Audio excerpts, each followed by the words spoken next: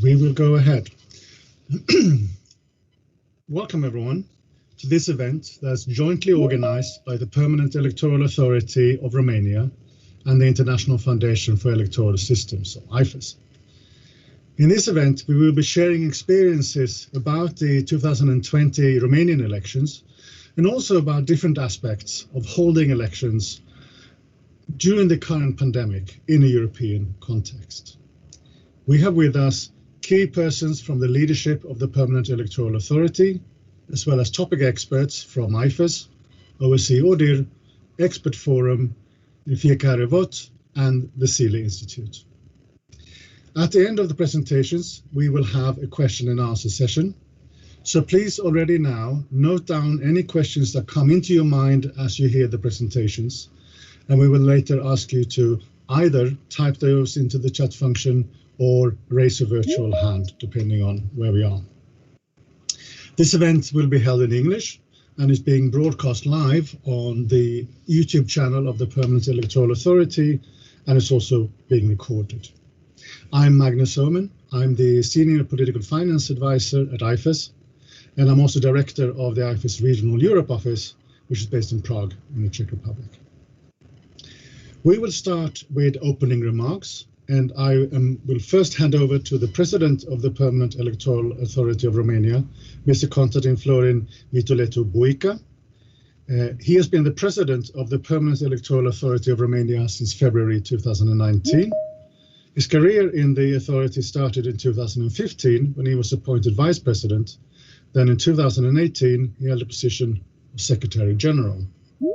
He graduated the law faculty and he has a master's degree in political management and a PhD in defense and national security. He has an extensive experience in electoral processes management as member of the Central Electoral Bureau starting in 2007.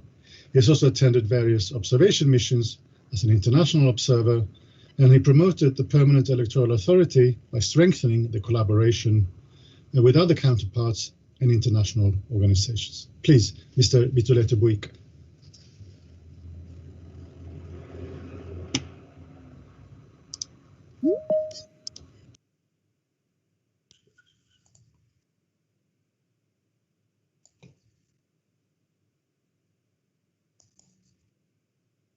Bună ziua! Sunt onorat că ați acceptat invitația Autorității Electorale Permanente la această conferință online, organizată în parteneriat cu Fundația Internațională pentru Sisteme Electorale ale Statelor Unite ale Americii.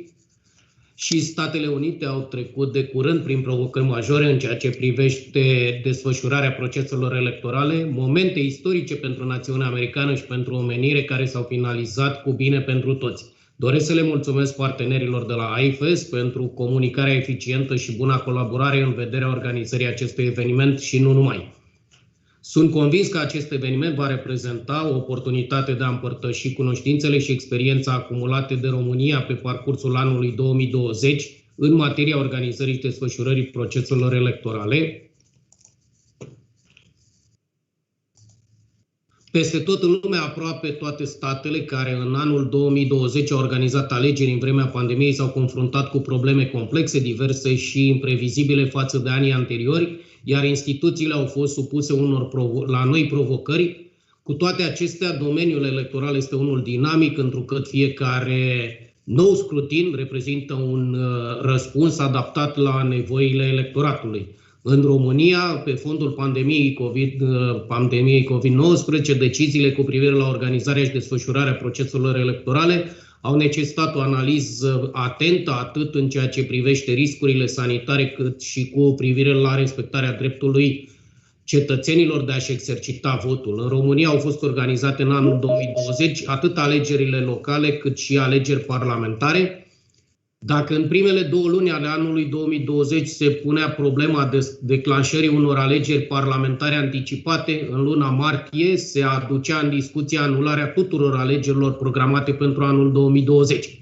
În contextul internațional cauzat în primă fază de o epidemie devenită pandemie, alegerile locale programate inițial pentru prima decadă a lunii iunie au fost amânate și programate pentru data de 27 septembrie, alegerile parlamentare desfășurându-se la termen, dar tot în același context pandemic. Organizarea în condiții bune a alegerilor locale și parlamentare desfășurate în anul 2020 se datorează experienței dobândite anterior, cooperării interinstituționale eficiente la nivelul statului român și ale statelor în care România a deschis secții de votare, precum și schimbul de bune practici cu instituțiile omologe, în special în contextul organizațiilor internaționale de profil, IFES, ACO, AWeb, RESEF, International IDEA. Criza sanitară generată de pandemia de COVID-19 a schimbat optica privind organizarea și desfășurarea alegerilor, iar Autoritatea Electorală Permanentă și principalii săi parteneri instituționali, respectiv Ministerul Afacerilor Interne, Serviciul de Telecomunicații Speciale, Ministerul Afacerilor Externe, au reușit să stabilească instrumente legale și administrative potrivite pentru desfășurarea celor două procese electorale în condiții optime. Personal, am experimentat în anul 2020 la alegerile locale varianta de vot la secția de votare, unde am constatat că sunt respectate toate regulile stabilite de către autorități și organismele electorale în contextul pandemiei. La alegerile parlamentare în postura de alegător aflat în izolare, fiind infectat cu virusul COVID-19, am constatat că facilitățile create de aceleași organisme sunt funcționale, exprimându-mi dreptul la vot prin intermediul urnei speciale. În fața tuturor provocărilor apărute, Autoritatea Electorală Permanentă și partenerii săi instituționali au demonstrat pe întreaga perioadă electorală determinarea de a se adapta cât mai eficient posibil la toate schimbările și cerințele impuse de contextul actual. Alegerile locale și parlamentare au fost monitorizate și observate atât de societatea civilă, cât și de către OSCE-ODIHR. Pe tot parcursul perioadelor electorale am asigurat informarea publică atât cu privire la procesul electoral, cât și cu privire la finanțarea campaniilor electorale. Deși la alegerile locale au existat unele critici pe linia comunicării publice, consider că tot ceea ce s-a făcut a fost suficient și satisfăcător pentru informarea corectă a alegătorilor și a personalului birourilor electorale despre desfășurarea procesului de votare, acesta fiind momentul principal al unui proces electoral de succes și pentru care muncesc toate organismele electorale și instituțiile implicate în organizarea acestuia. Alegerile parlamentare au fost mult mai ușor de organizat pe un teren experimentat și de succes, plus în contextul păstrării termenelor legale și fără o presiune a noutăților și greutăților întâmpinate la alegerile locale. Îmi doresc o colaborare mai strânsă cu societatea civilă față de care am arătat încă de la preluarea mandatului, deschidere și disponibilitate, nu doar a mea, ci și a colegilor, colaborare pe bază de comunicare directă și nu prin scrisori deschise și comunicare de presă. Autoritatea Electorală Permanentă este recunoscătoare presei din România pentru informarea corectă, eficientă și gratuită a mesajelor noastre și nu numai, și pentru sprijinul în desfășurarea în condiții bune a celor două procese electorale. Încă de la preluarea mandatului de președinte la Autorității Electorale Permanente am legat o relație deosebită cu presa română, prin intermediul căreia am reușit să facem ca procesele electorale și activitatea instituției să fie mai transparentă și mai aproape de cetățean. Doresc să transmit încă o dată mulțumiri tuturor instituțiilor și membrilor birourilor electorale implicați în organizarea cu succes a celor două procese electorale organizate în anul 2020, observatorilor naționali și internaționali, precum și partenerilor Autorității Electorale Permanente.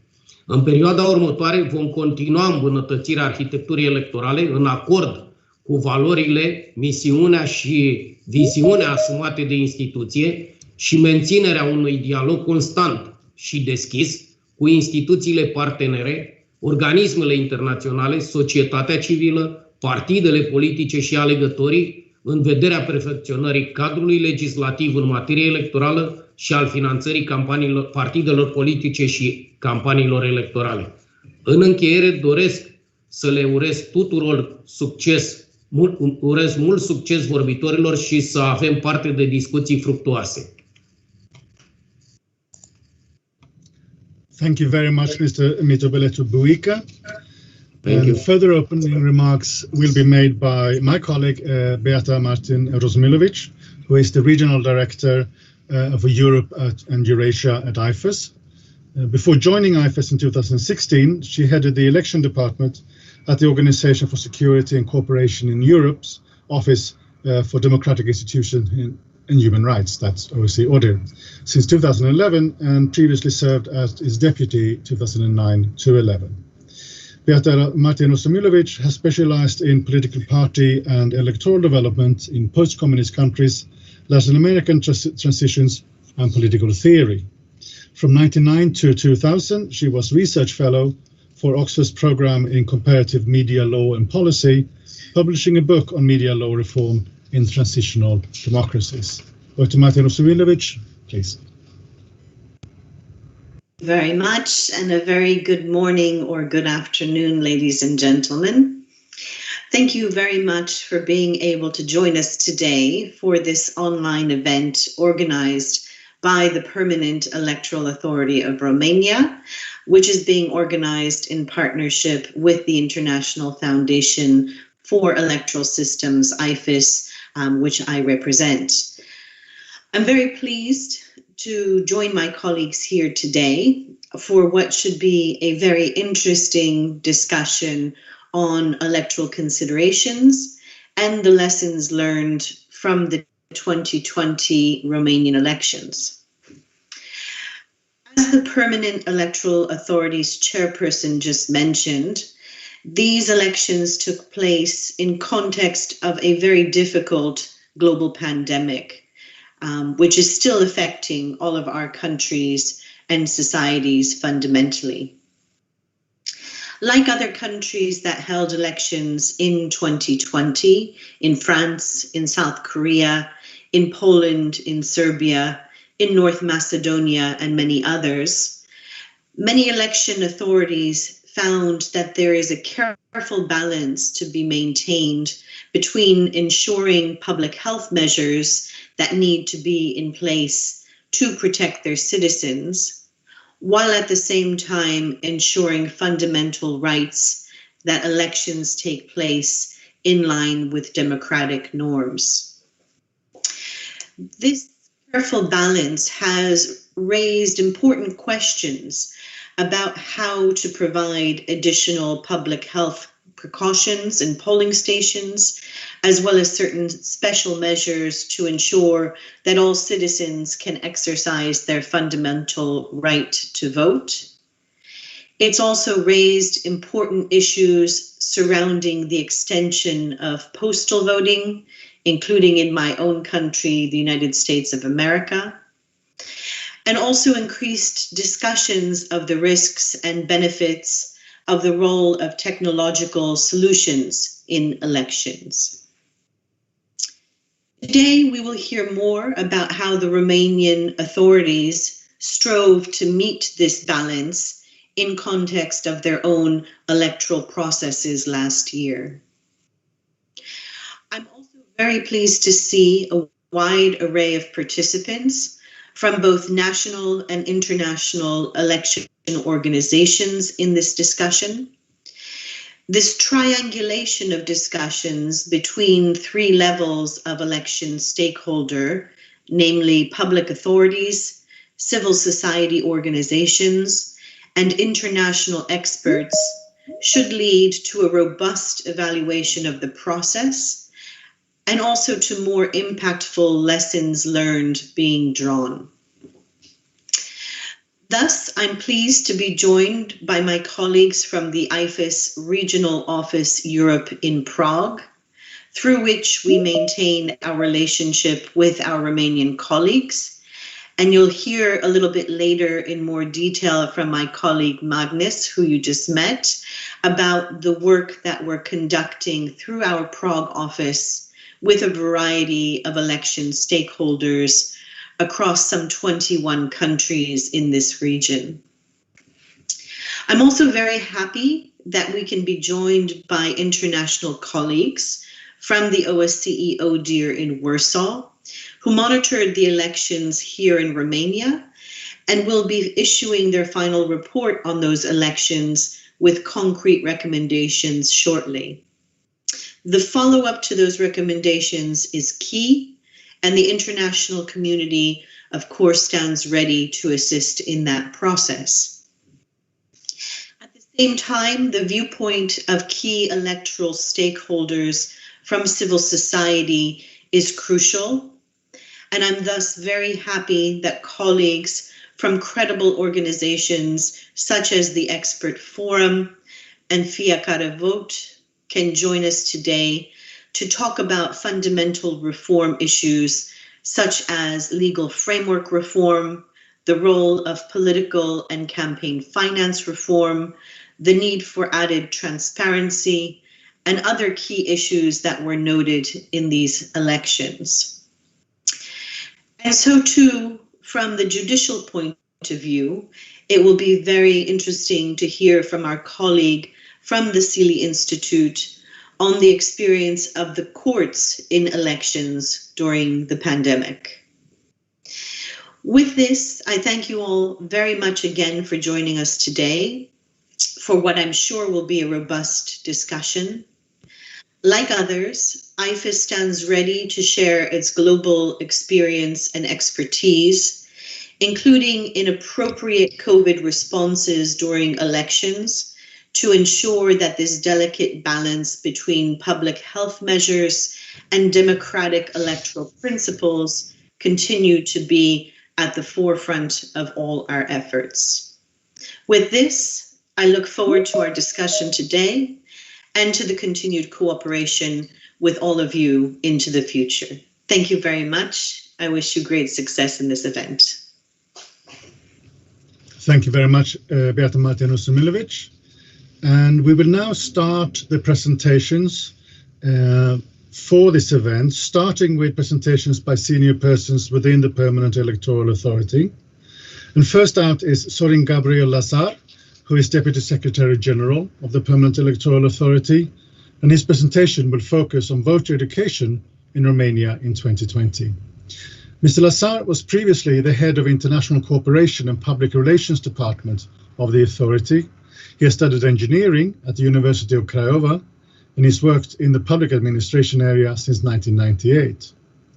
Since the appointment as head of International Cooperation and Public Relations Department, he has developed and conducted a broad communication campaign aimed at informing Romanian voters from abroad of their voting options for presidential and parliamentary elections, as well as an international observer mission for the same elections. His main commitments in the PEA as head of department were related to strengthening the position of the authority as the primary source of reliable information related to electoral matters for Romanian voters and the enhancement of international cooperation aiming at democratic progress. Please, Mr. Lazar. Thank you very much, Magnus. Hello, everyone.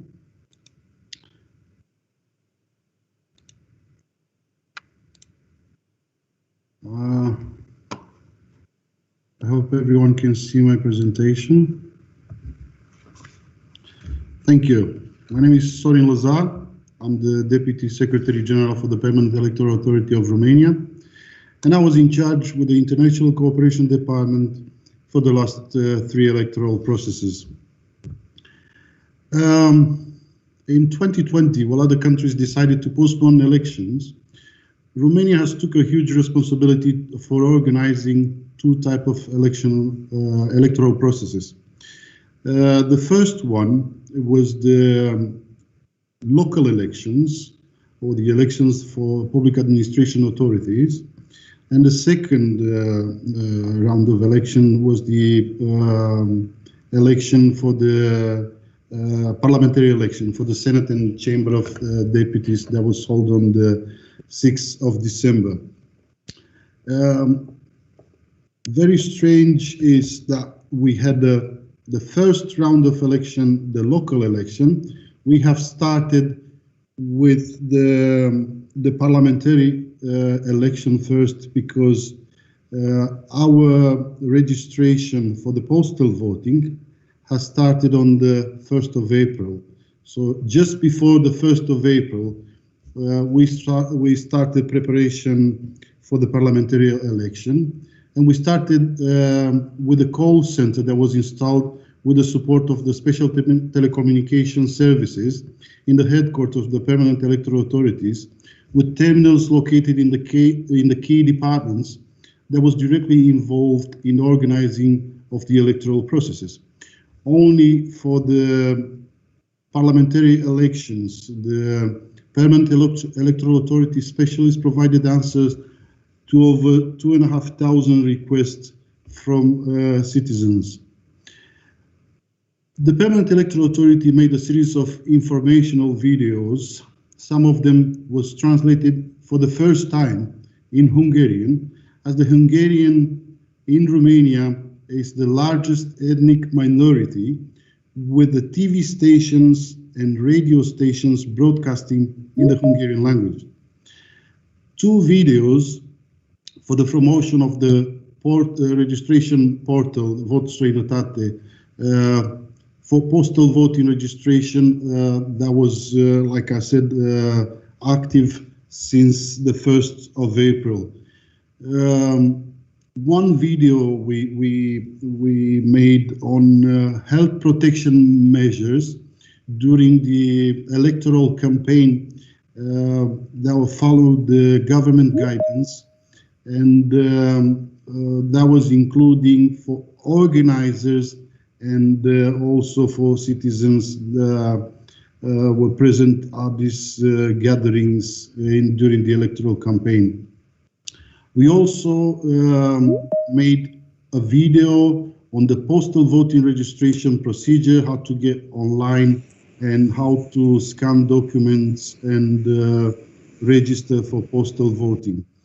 We also did a video illustrating the postal voting techniques, both in Romanian's and Hungarian's language.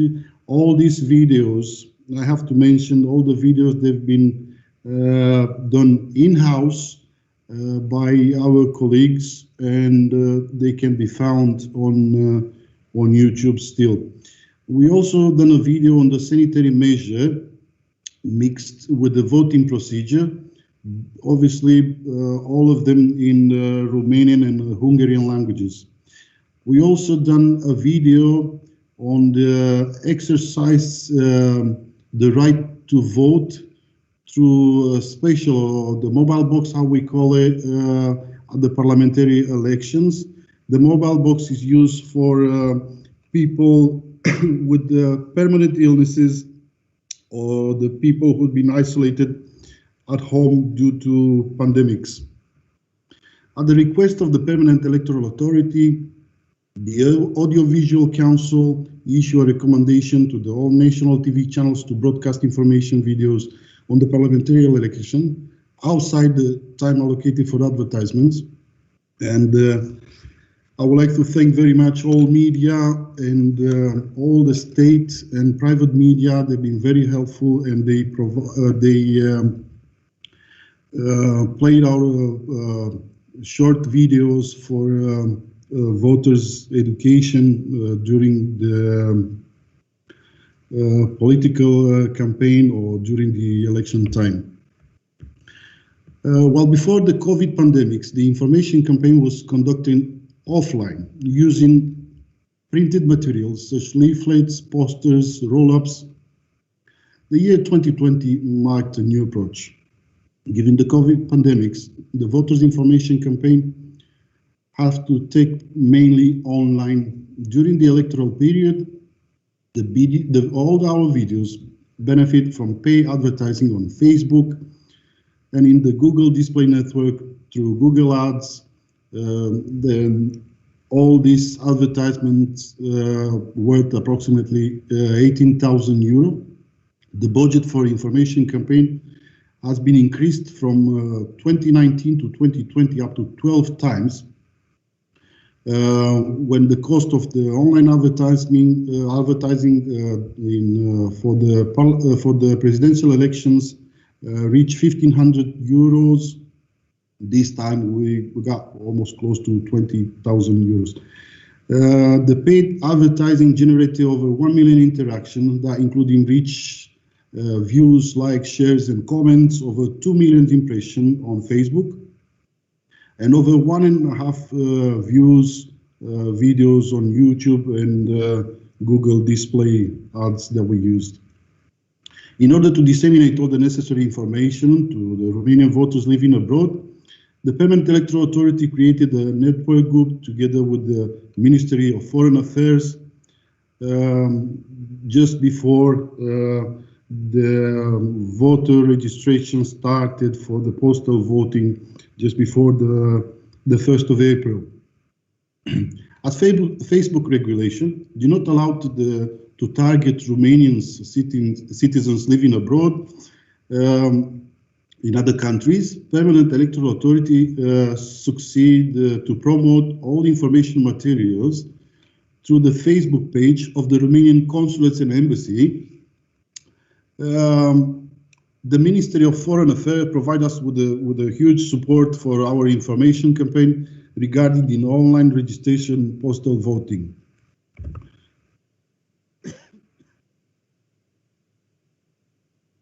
Excuse me. One of the best advocates for Permanent Electoral Authority was the President of the Electoral Authority. He had the opportunity to give 54 press statements and interviews at TV, radios, written press, and the Permanent Electoral Authority have released 78 press releases. That's only for the parliamentary election. In order to ensure the necessary space for the press relation activity of the Central Electoral Bureau, that includes the press statements, real-time projection of the turnout, provisional and final result, as well as any other information regarding the conduct of the election. An event tent was purchased for all media representatives and all the journalists. For the observation of the parliamentary election, Permanent Electoral Authority issued 194 accreditations, and from all these accreditation, 40 accreditation was for association and foundation, 15 for foreign media and institution, 30 was for the international observers, and 95 accreditation was issued to the central and local media institutions. Also, we organized an election observation program for the parliamentary elections with international participation, which took place exclusively on the day of the election, on the 6th of December.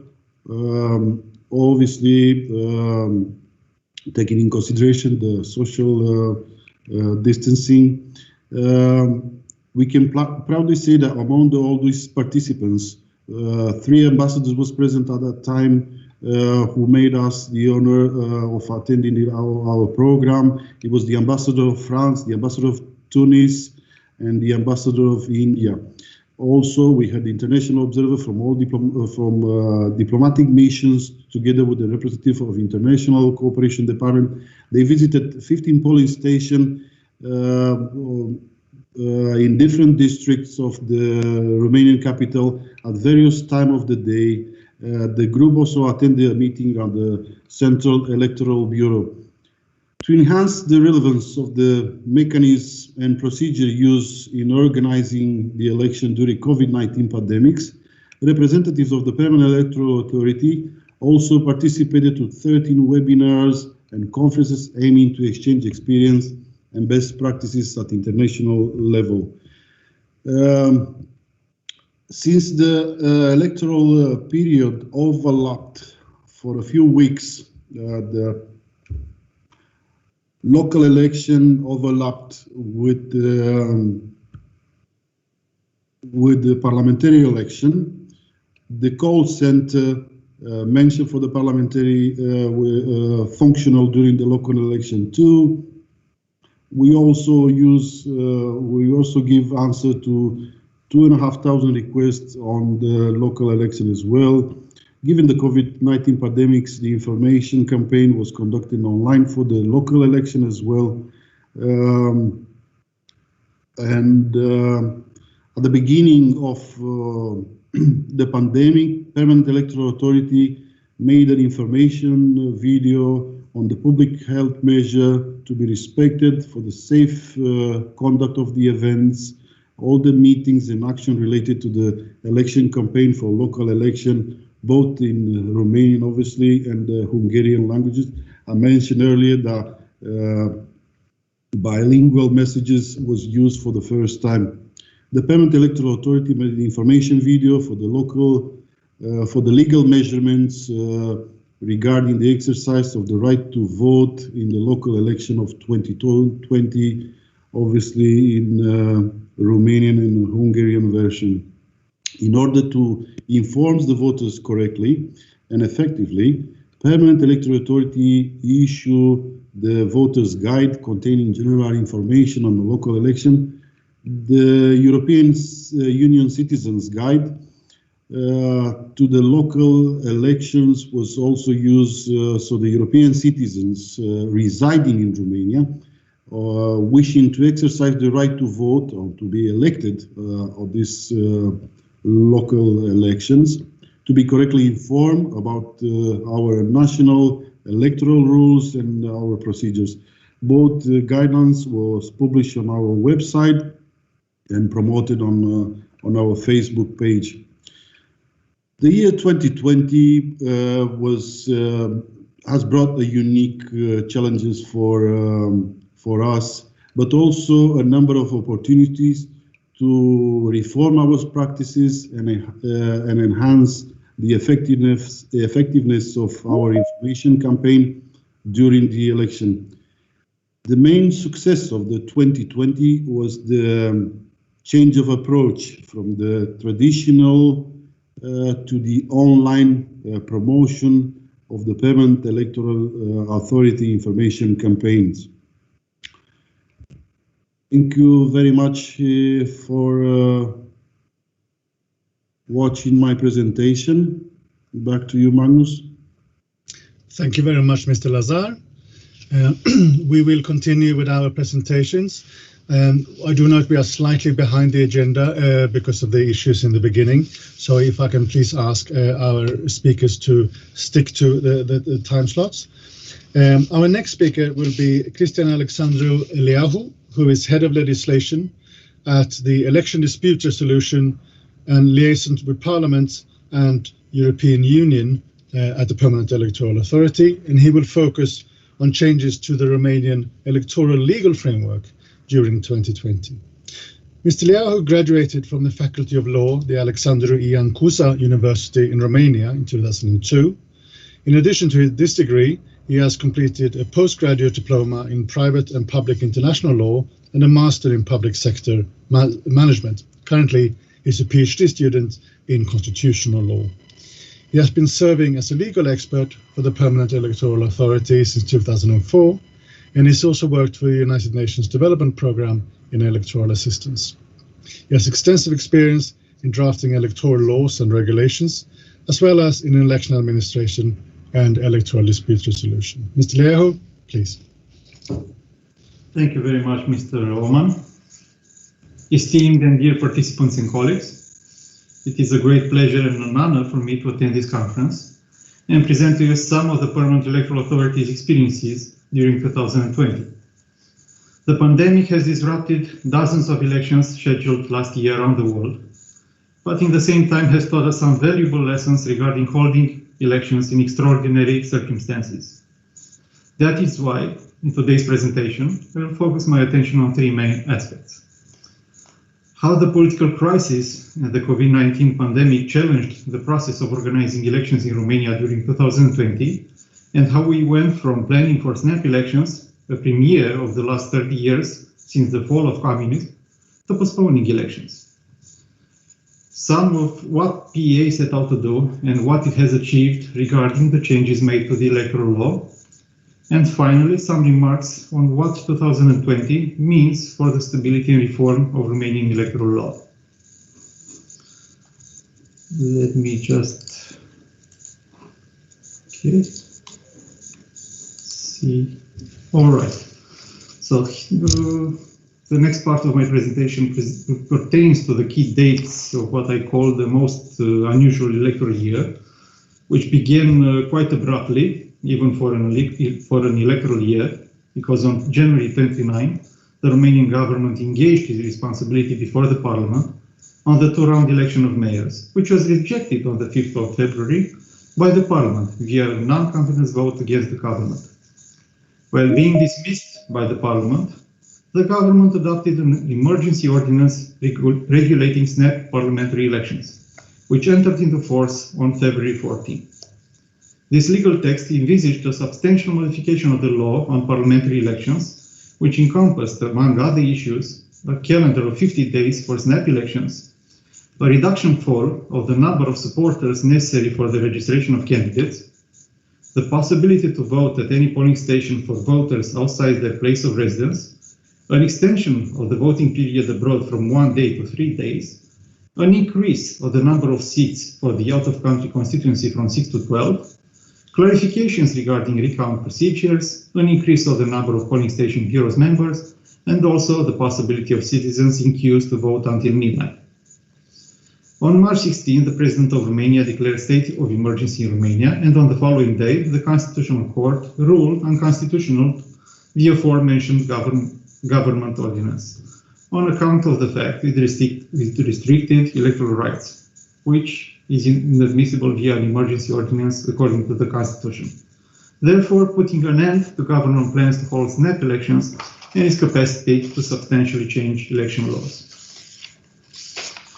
Due to pandemic context, on April 8, our government decided to postpone the local elections, adopting an emergency ordinance. And while on 12 June, the Constitutional Court declared the government ordinance unconstitutional, on June 17, the Parliament postponed local elections again, adopting Law number 84, which entered into force on 20 June 2020.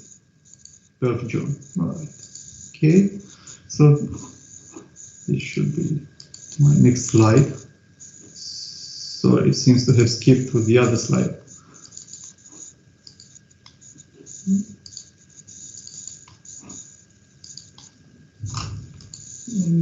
Okay, it seems I have a slight problem with my PowerPoint presentation, so I will just go on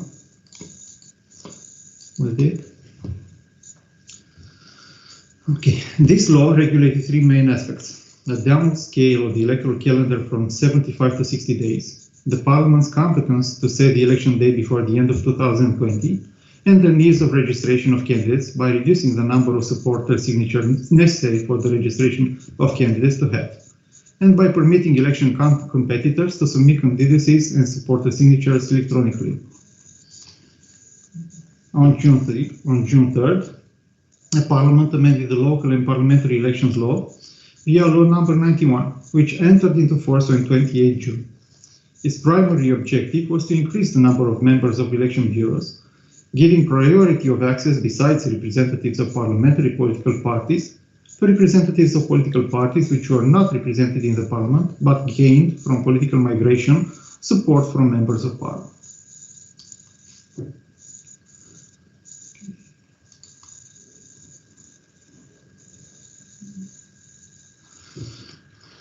On 19 July, the date of local elections was set.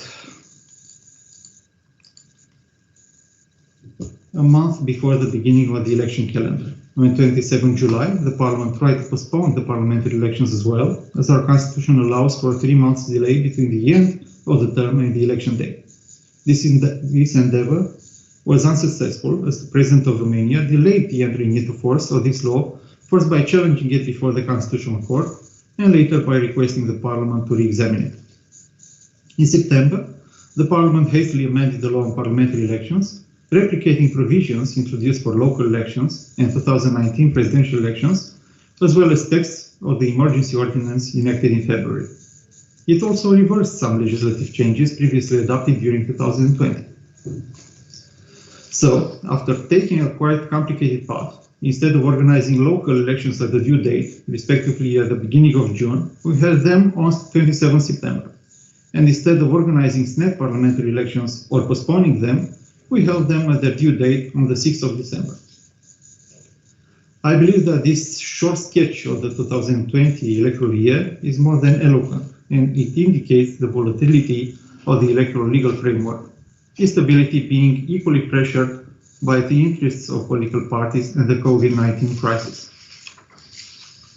Even if the Parliament Electoral Authority didn't achieve everything it set out to do, some positive modifications can be noted. Expanding voter access. We made changes to the out-of-country voting procedures and extended the period for application for postal voting by 30 days and out-of-country voting to 2 days. Permitted voters abroad to sign for receiving their ballots electronically, directly on the tablet used to verify their eligibility to vote. Allowed people in queues to vote until midnight, and provided voters an opportunity to download their ballots to facilitate the process of postal voting. One of our legislative proposals submitted to the Parliament in 2020 intended to make the special ballot box procedure more accessible to voters. But unfortunately, this was not taken into account, a miscalculation in my opinion, which clearly impacted on the access to vote. Facilitating the registration of candidates. We were very keen on reducing the number of required supporting signatures for the candidates and on the use of electronic signatures. We succeeded primarily due to the context we were in, otherwise we would have had more opposition on the subject. We also delivered the secondary legislation needed to detail the legal provisions in question. And even if not perfect, the legal provisions in question were successfully implemented at the local and parliamentary elections. Legal provisions aimed at increasing the transparency of vote counting and tabulation were proposed by the Parliament Electoral Authority and enacted by the Parliament. The legal changes primarily regulated the filming of the vote counting and a transfer of regulation competencies from the Central Election Bureau to the Parliament Electoral Authority, which further enabled us to provide clearer regulations on the IT system used for tabulation. Social distancing, disinfection, and use of face masks were already the golden rules at the beginning of 2020. However, it took a while to make them compulsory, and a lot of resources to implement them during local and parliamentary elections. The PEA's intervention in the matter pertained to the identification of the key entry points of these rules in the election procedures and on how to enforce them. Unfortunately, the procedure, even if drafted in a timely manner, was enacted rather late. During the local elections, the COVID-19 crisis revealed vulnerabilities regarding the coordination of the electoral processes and showed various public entities involved in the conduct of elections trying to escape accountability. Simply put, it seems that in times of crisis, the election management body is perceived as bearing overall responsibility, regardless of the competencies prescribed by the law. So instead of devising ways to make other institutions more accountable, we sought to increase our administrative capacity in order to tackle issues which were traditionally addressed by them. To conclude, I would say that the stability of electoral law was enforced by decisions of the Constitutional Court as an opposing reaction to the instability generated by the pandemic context. Even if the transience of electoral rules and the lack of an overall legislative policy remain problems to be further dealt with, legal changes made in 2020 give PA competency to work independently towards an election code and for a comprehensive reform of the legal framework. At the first glance, we must say that the window of opportunity for reform has passed, as the next elections are scheduled to take place in 2024.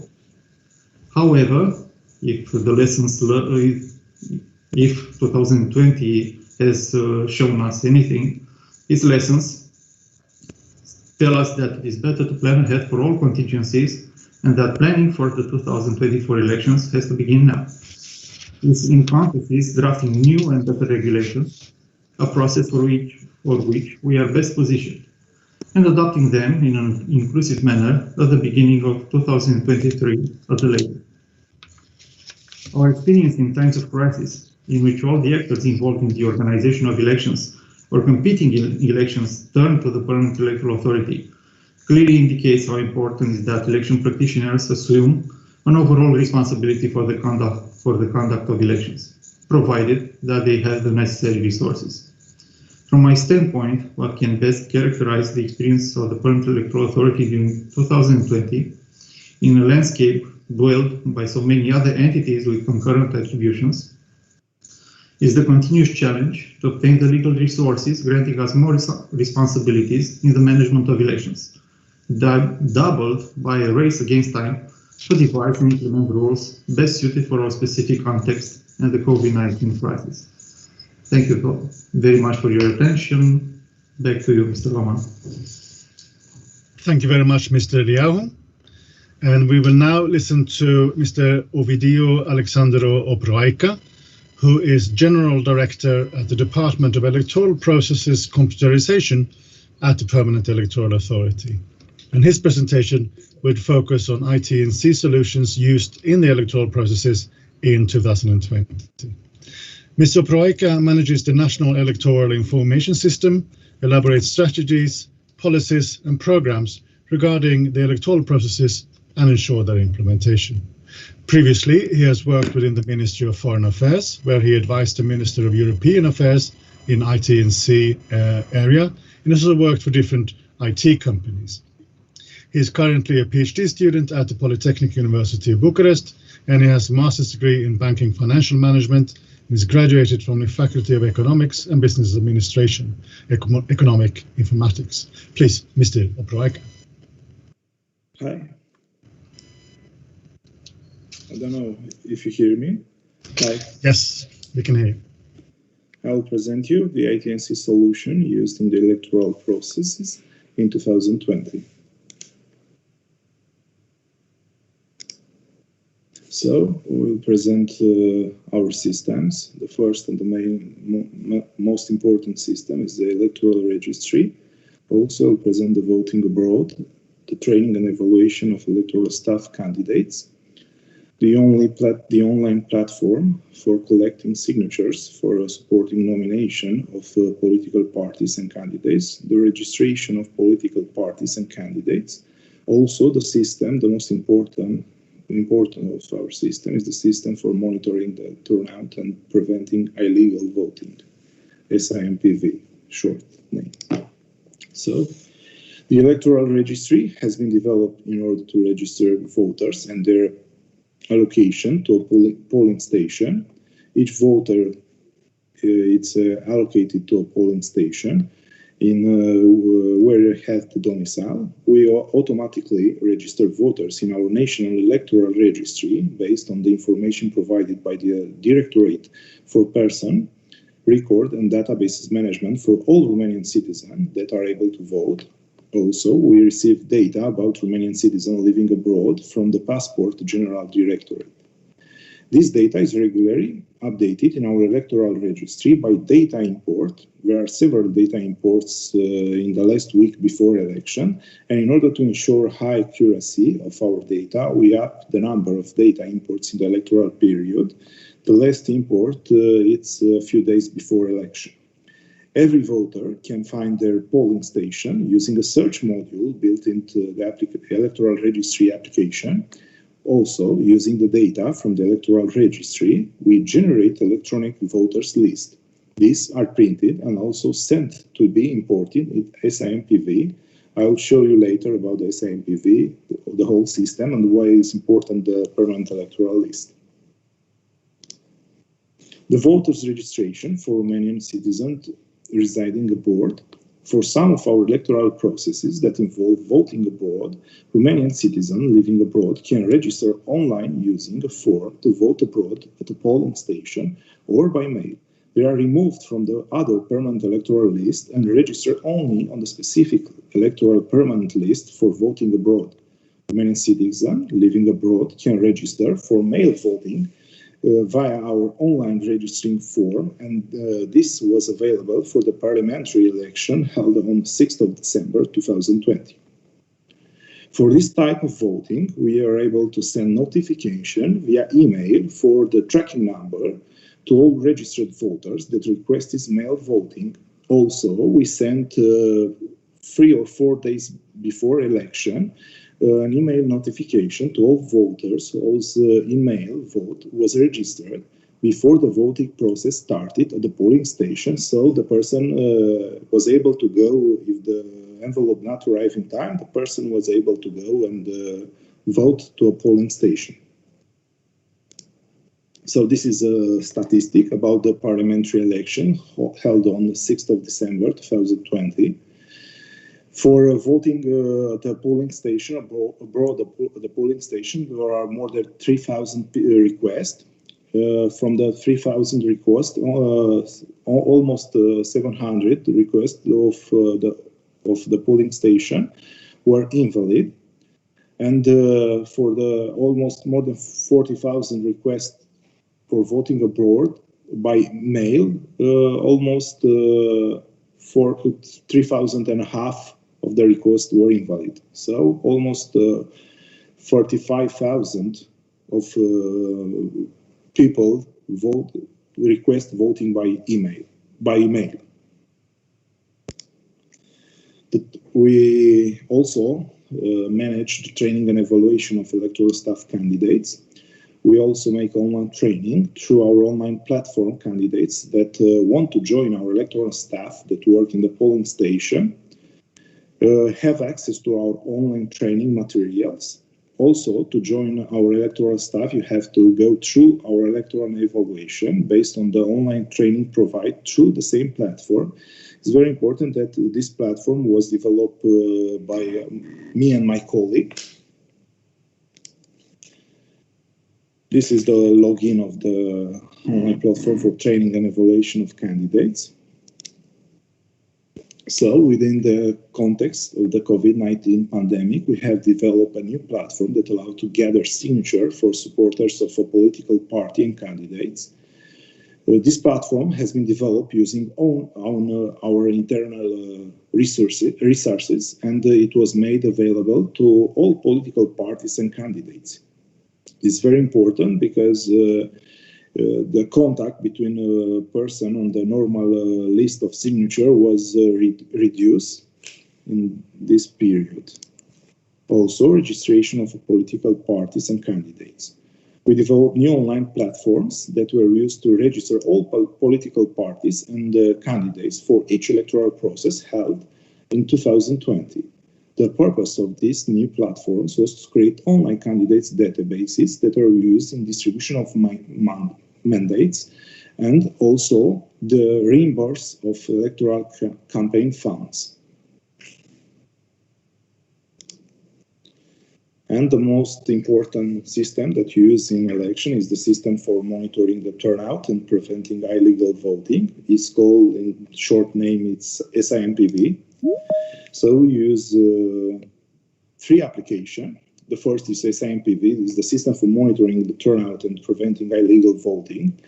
SICPV is the system for centralizing the minutes, and also use the software and application on the tablet called ADV.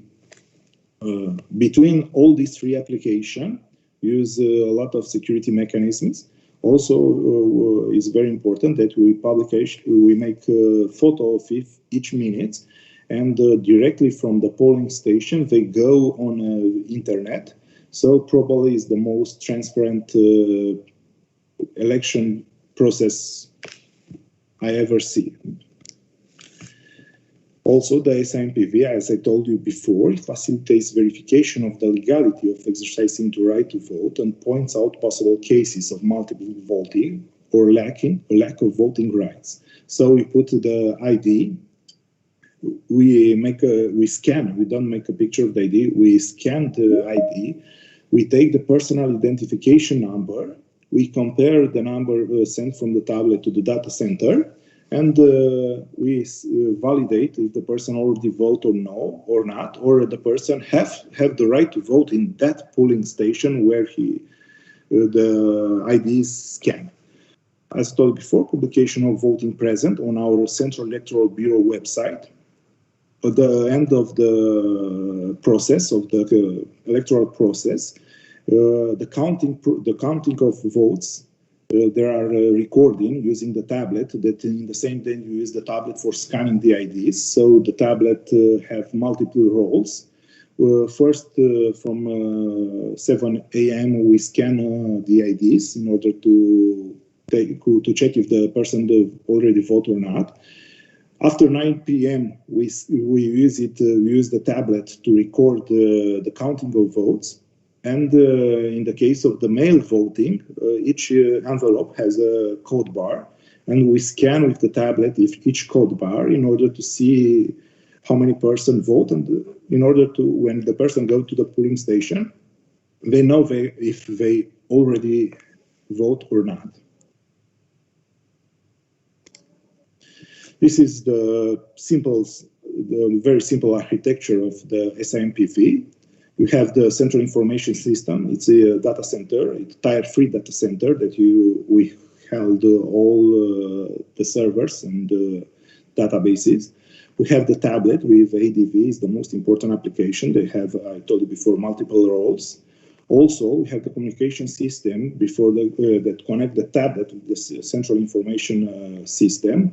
We use a lot of certificates as the information that is sent from the tablet has to be only specific information that the server accept. Also have a data center or a supporting call center.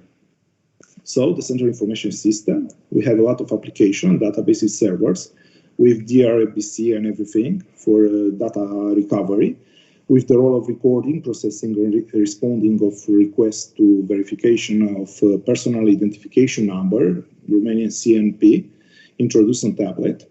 Also the application on the tablet through which the voters' personal identification numbers are taken and transmitted to the central information system for the verification of the right to vote. So for the communication system, we have a main solution and a backup solution. The main solution are used probably in every system that use internet. So we have the SIM with the local carrier.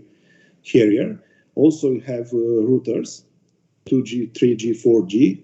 Also we have access point, Wi-Fi, and rented loop. The most important backup system, in the case you have no internet and something is wrong with the tablet, you send an SMS with the mobile phone. This means a simple personal identification number sent to a specified number will give you a response that the personal identification number has already voted or not. So in the case the tablet is not working, we still can check and count the person that vote to a polling station. We have a support center, technical call center for computer operators in polling station for taking over technical disturbance. Also my colleague help and support the guidance of the polling station presidents and vice president. We have technical dispatchers. Also, we have technical intervention center in each county. As I told you, Smpv during the voting period, the personal identification number of the present voters are validated. The present is published on the website of the Central Electoral Bureau on our website of the Permanent Electoral Authority.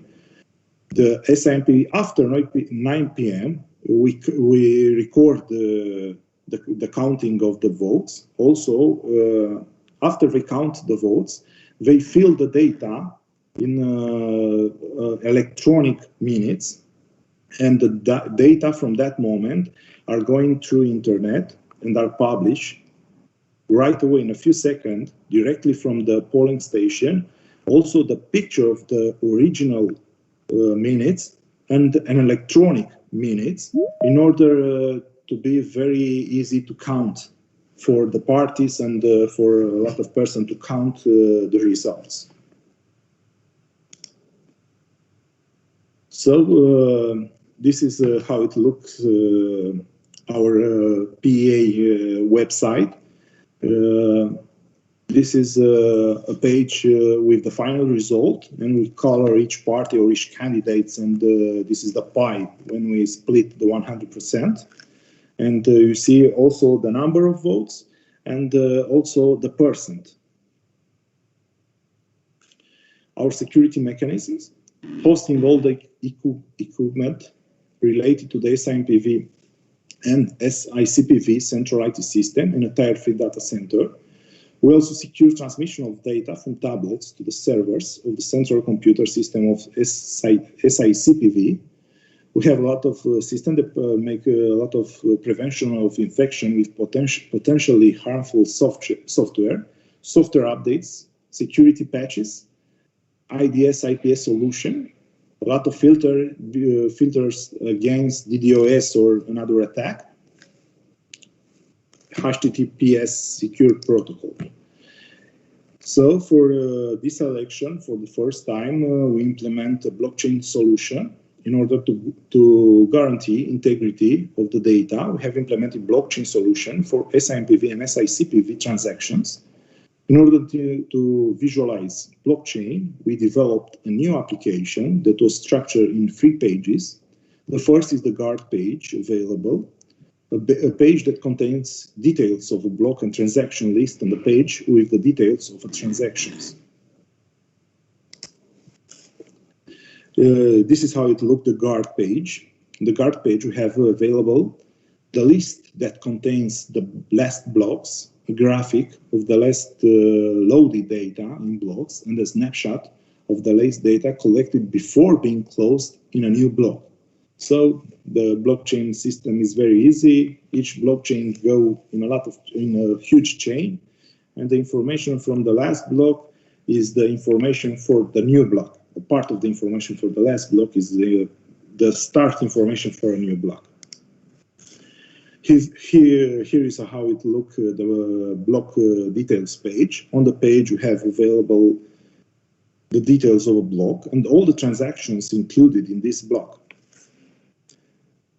And this is a specific one. This is the transaction details page. I'm not sure if I can make yes, I mean, zoom. As you see here, I don't know, we see the polling station number. We also see the age and the gender of the person that vote. So each vote was in this transaction details page. We don't see the name or anything because we don't know the name. We only scan the personal identification number. But in real time, everything that is happening in the polling station, it's on internet. Thank you for your attention. If you have any question, please ask. Thank you. Thank you very much, Mr. Priyotesko. We have one final speaker from the Permanent Electoral Authority. I again remind all speakers we are behind in the agenda, so to make sure that we have time for questions and answers, I do ask everyone to please stick to the time limit. The next speaker is Mr. Priyotesko, who is head of Department for Coordination of Electoral Bodies, and he will be talking to us about the recruitment and training of the electoral experts or officials during a pandemic. Mr. Priyotesko holds a degree in political science and also a law degree, and he's working for the Permanent Electoral Authority since 2007. He's been the technical and organizational coordinator and spokesman for the presidential elections in 2019 and also local and parliamentary elections in 2020. And in 2019, he received the Permanent Electoral Authority's Employee of the Year award for the activity in organizing the presidential elections that year. Please, Mr. Priyotesko. Hello, thank you. Good evening, everybody. Good evening to Magnus and your distinguished guest, and also to everybody watching. Can I get a confirmation that you can see my presentation, please? Okay, thanks. So I'm going to be talking about the changes we made in matter of recruitment, examination, and training of the polling station staff, and what measures did the Permanent Electoral Authority take to ensure we have successfully organized elections in 2020. The Permanent Electoral Authority assigns from the electoral experts according to the criteria stipulated by the law, the persons in charge of polling stations, which are called presidents of the polling stations, and also their deputies. As the election days was closing in, we saw a rising number of electoral experts that submitted their resignations out of fear of the pandemic of COVID-19. So right away, we looked into alternative ways of recruiting electoral experts because obviously the old ways we used to do it, here I'm referring to putting out posters in the commutes and other locations where people would go to either pay their taxes or postal offices or some other parts were not so visited as of the pandemic. Also, from the start, we made a new recruitment strategy that mostly was based on online advertising. So you can see running on the left here a video of our recruitment advertisement, and on the right there's a poster also of the recruitment advertisement, a poster that we use for recruitment of electoral experts. In the materials, we wanted to evidentiate only these aspects, that we are recruiting people, that you are getting paid for the work that you're going to do, and you can join us by following these 4 easy steps. We promoted all the recruiting materials on our web pages and also on social media platforms, Facebook, YouTube, and so on. And also we reached out to all other county authorities, local authorities who had a role in organizing elections and asked them to promote our materials on their online platforms as they were seeing more and more traffic since the pandemic started. To answer our examination and to facilitate it, we started and developed a new examination platform with our colleagues, and we rethinked the examination materials that a person had to go through and learn in order to become an electoral expert. So if the learning materials before 2020 would consist of the 4 types of law that represent the elections in Romania, in total that would be 290 pages. After 2020, we extracted only the information that is useful to the polling staff members and created a manual which has in total 46 pages that the persons need to go through and learn in order to take an exam and pass it. Also, we made a pool of online questions, which was consistent of 200 questions, from which 15 were randomly drawn for each test someone would ask for. And in order to become an expert, you had to answer correctly to 10 answers. So after someone becomes an electoral expert, again, the Permanent Electoral Authority assigns from the electoral experts people in charge of polling stations and their deputy. Since for the year 2020 we had 2 elections, that meant that we had to do 2 training sessions with each of those individuals for each type of elections. So before we move on, and I'm going to explain to you how we did the training sessions of the electoral experts, I want to show you, I want to present you on the photo. It's a photo of our colleagues that are attending and training electoral experts before 2020. As you can see at the decks there, we have representatives of the Permanent Electoral Authority that did the training. Alongside them, there are members of the county bureaus and the representative of the authorities involved in elections. Each of them presenting some part of the elections that the polling staff members need to know. So The training sessions were organized in great halls where you would gather up between 200 to 600 people at once, as you can see in the pictures. And there was a live training session where everybody would attend at once. Mainly, like I said, between 200 and 600 people at once in one room. So, of course, this wasn't possible anymore in 2020. So we look into new ways of doing these trainings. We moved on the online. We move our training sessions online, and they look from that like this, as you see in the pictures. On the picture on our right, you can see the presentation materials that we made and we delivered to our trainees. Also the speakers alongside it. On the left, you can see the attendees. After the training session, there was a question and answer session to clarify any aspects that were understood that weren't understood during the training. Also, we made available for everybody our training materials. We posted them online on our web pages, and we delivered them to the pooling staff members throughout sending them to their emails and through SMS. This is how we did the training of the electoral experts that were assigned as pooling members for the elections of the local public administration authorities.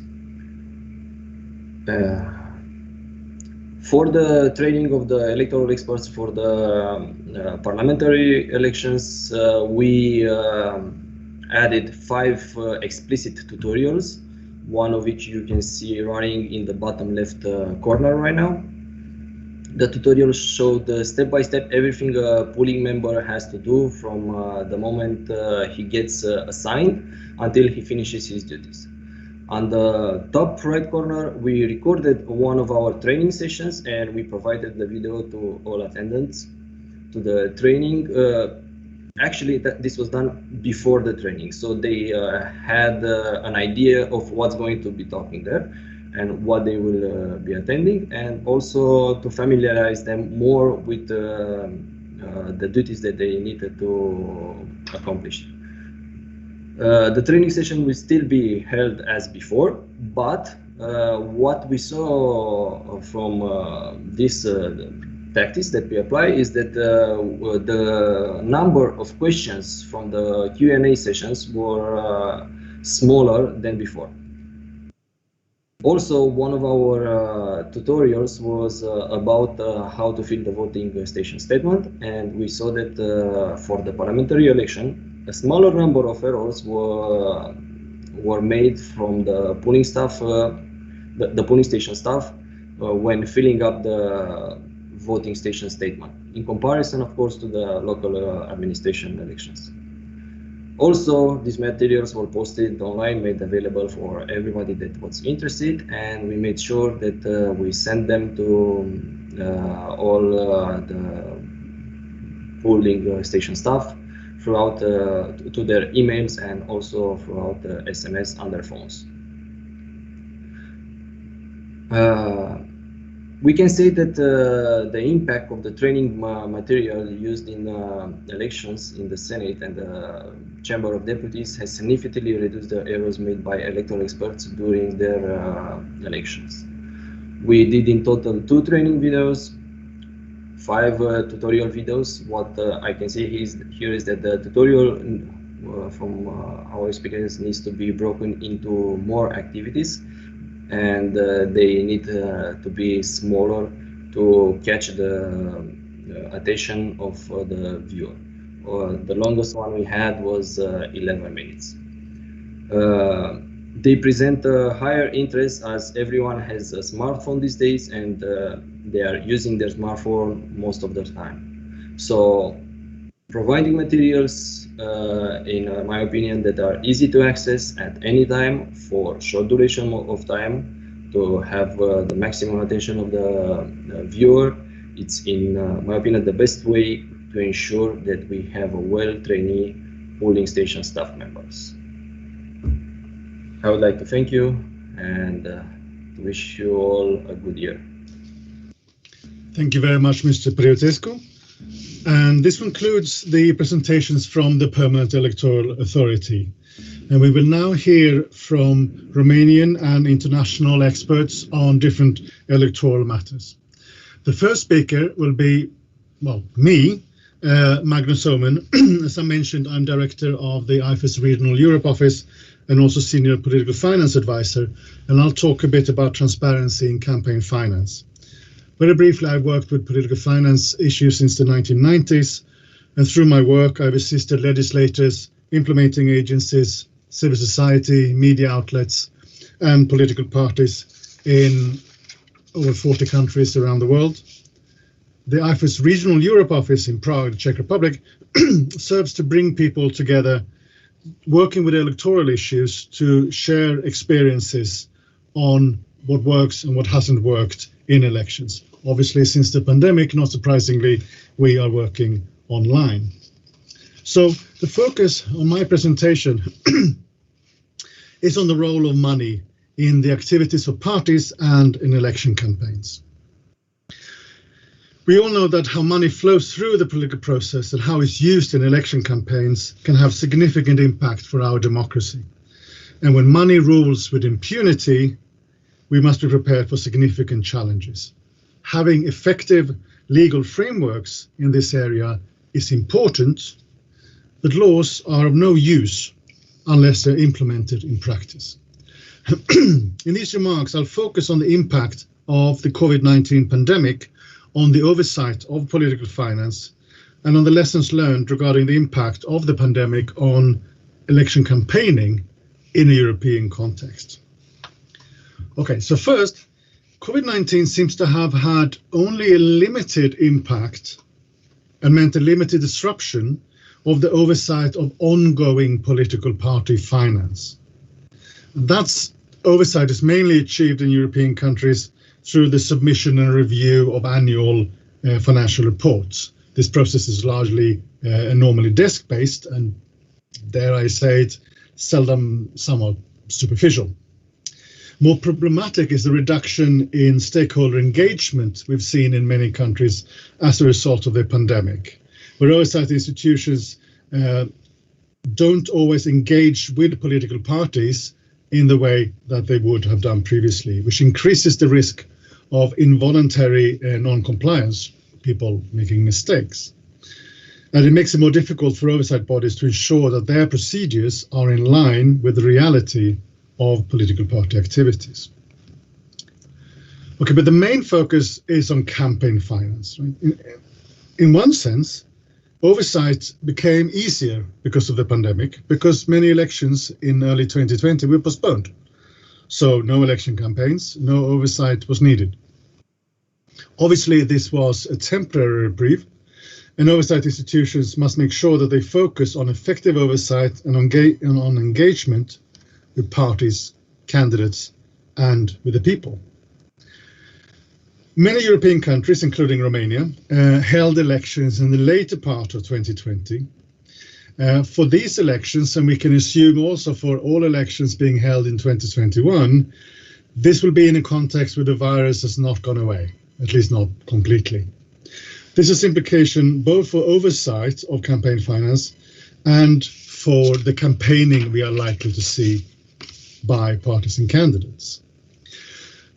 So one response has been online solutions for financial reporting, which can assist, of course, by allowing detailed reporting while reducing physical interaction by persons. However, as positive as I am regarding online solutions, I must warn against rushing into using advanced solutions for online reporting as a response to the pandemic. We know from our experience that such systems do take time to be developed, and the process must include consultations with those required to submit reports electronically.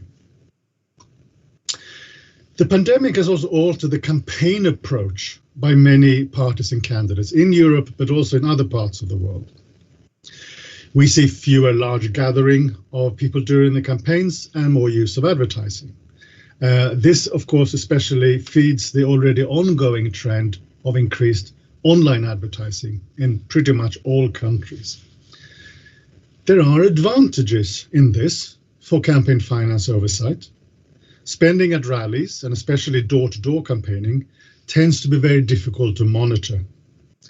It is comparatively easier to monitor spending on advertising, especially print and broadcast advertising, and especially if the oversight institution can require information directly from the media outlets. But there are also challenges, and many of these are only indirectly related to the pandemic. Monitoring spending on online advertising is notoriously difficult, especially in relation to multinational social media companies. That is very difficult to regulate through national laws. There have been advances in this field, some companies opening up and providing information about political advertising, the Facebook ad library being one example, others banning political advertising completely. But there is more work to be done in this field. IFES is supporting the engagement between public oversight institutions and social media companies in a European context to increase the opportunities for effective control. I should mention the issue of abuse of state resources, an area that blurs the line between political finance and other areas such as anti-corruption more generally, good governance, and indeed the fairness of elections. There is a significant risk that governments will use the pandemic to further their political interest and strengthen their positions. And we have seen example of this in certain European countries. It is essential that the institutions in charge of overseeing provisions against abuse of state resources carefully monitor the situation and act in cases of violations. And IFES works in support of European countries to increase transparency and control over political finance, including through our current projects and offices in Albania, Armenia, Bosnia-Herzegovina, Bulgaria, Georgia, Montenegro, North Macedonia, Romania, Serbia, and Ukraine. In addition, the IFES Regional Europe Office that I mentioned focuses on gathering people who work with electoral issues in one way or another to share experiences with each other, including on political finance issues. We've so far gathered more than 500 people from more than 50 countries, with a special focus on Eastern Partnership countries and the Western Balkans. I want to mention two activities that we are engaging with since the start of the pandemic. One is on online events and the other is on research. So next Thursday at 3 p.m. Bucharest time, that's 2 p.m. CET, we are holding a webinar about recent elections in European countries. Romania will be one of the case studies, and Vaida Zombor, who is Vice President of the Permanent Electoral Authority of Romania, has kindly agreed to present the perspective of the authority of the recent Romanian elections. For those interested in joining that webinar, which will also include presentations about recent elections in other countries, including Georgia and Ukraine, as well as Moldova, we wanted to put the link in the chat function. As that is not possible, IFES will ask for the kind assistance of the Permanent Electoral Authority to forward the invitation link to this webinar next Thursday to everyone participating in this meeting today. I should also mention that before the summer, IFES will publish a database about the formal oversight of political party and campaign finance in Eastern Partnership and Western Balkan countries, which will include a lot of information not currently available about how European countries oversee party and campaign finance. More information about that to come. Thank you very much. And the next speaker will be Ulvi Akundlu, who is Deputy Head of the Election Department at OSCE ODIHR, and he will speak about ODIHR and the observation of the 2020 parliamentary elections in Romania. Ulvi Akundlu has been Deputy Head of the Election Department of OSCE ODIHR since January last year. He is responsible for the overall administration and operational planning to assist the 57 OSCE participating states in implementing election and democracy-related standards through field-based election observation missions and technical assistance activities. Before this, he served as election advisor and responsible for the organization of observation missions to a number of countries from Belarus to Uzbekistan. Before joining the ODIHR election department, Alkundru served as the head of the Council of Europe office in Chisinau in Moldova. Mr. Alkundru, please. Thank you, Magnus. Good morning to all those in Washington, D.C., and good evening to colleagues in this part of the world. Before I start, I would like to thank the organizers for inviting ODIHR to participate in this important event, and also let me especially greet our friends and partners from the Permanent Electoral Authority of Romania. I would like to thank you for excellent cooperation that ODIHR enjoys with Romania and your institution for many years, and including during the observation of December 2020 parliamentary elections. As you know, ODIHR has deployed a special election assessment mission for the last year's parliamentary elections. This is an unusual title for our mission, but these times are truly special, and so are our missions. Originally, we were planning to deploy a limited election observation mission that would include long-term observers to follow the process throughout the country. But the OEC participating states have been facing difficulties to second observers, including because of challenges posed by COVID-19. Instead of canceling the mission altogether, we decided to send this rather unusual format. But rest assured, even though observation was not as comprehensive as initially envisaged, our findings remain accurate, credible, and objective.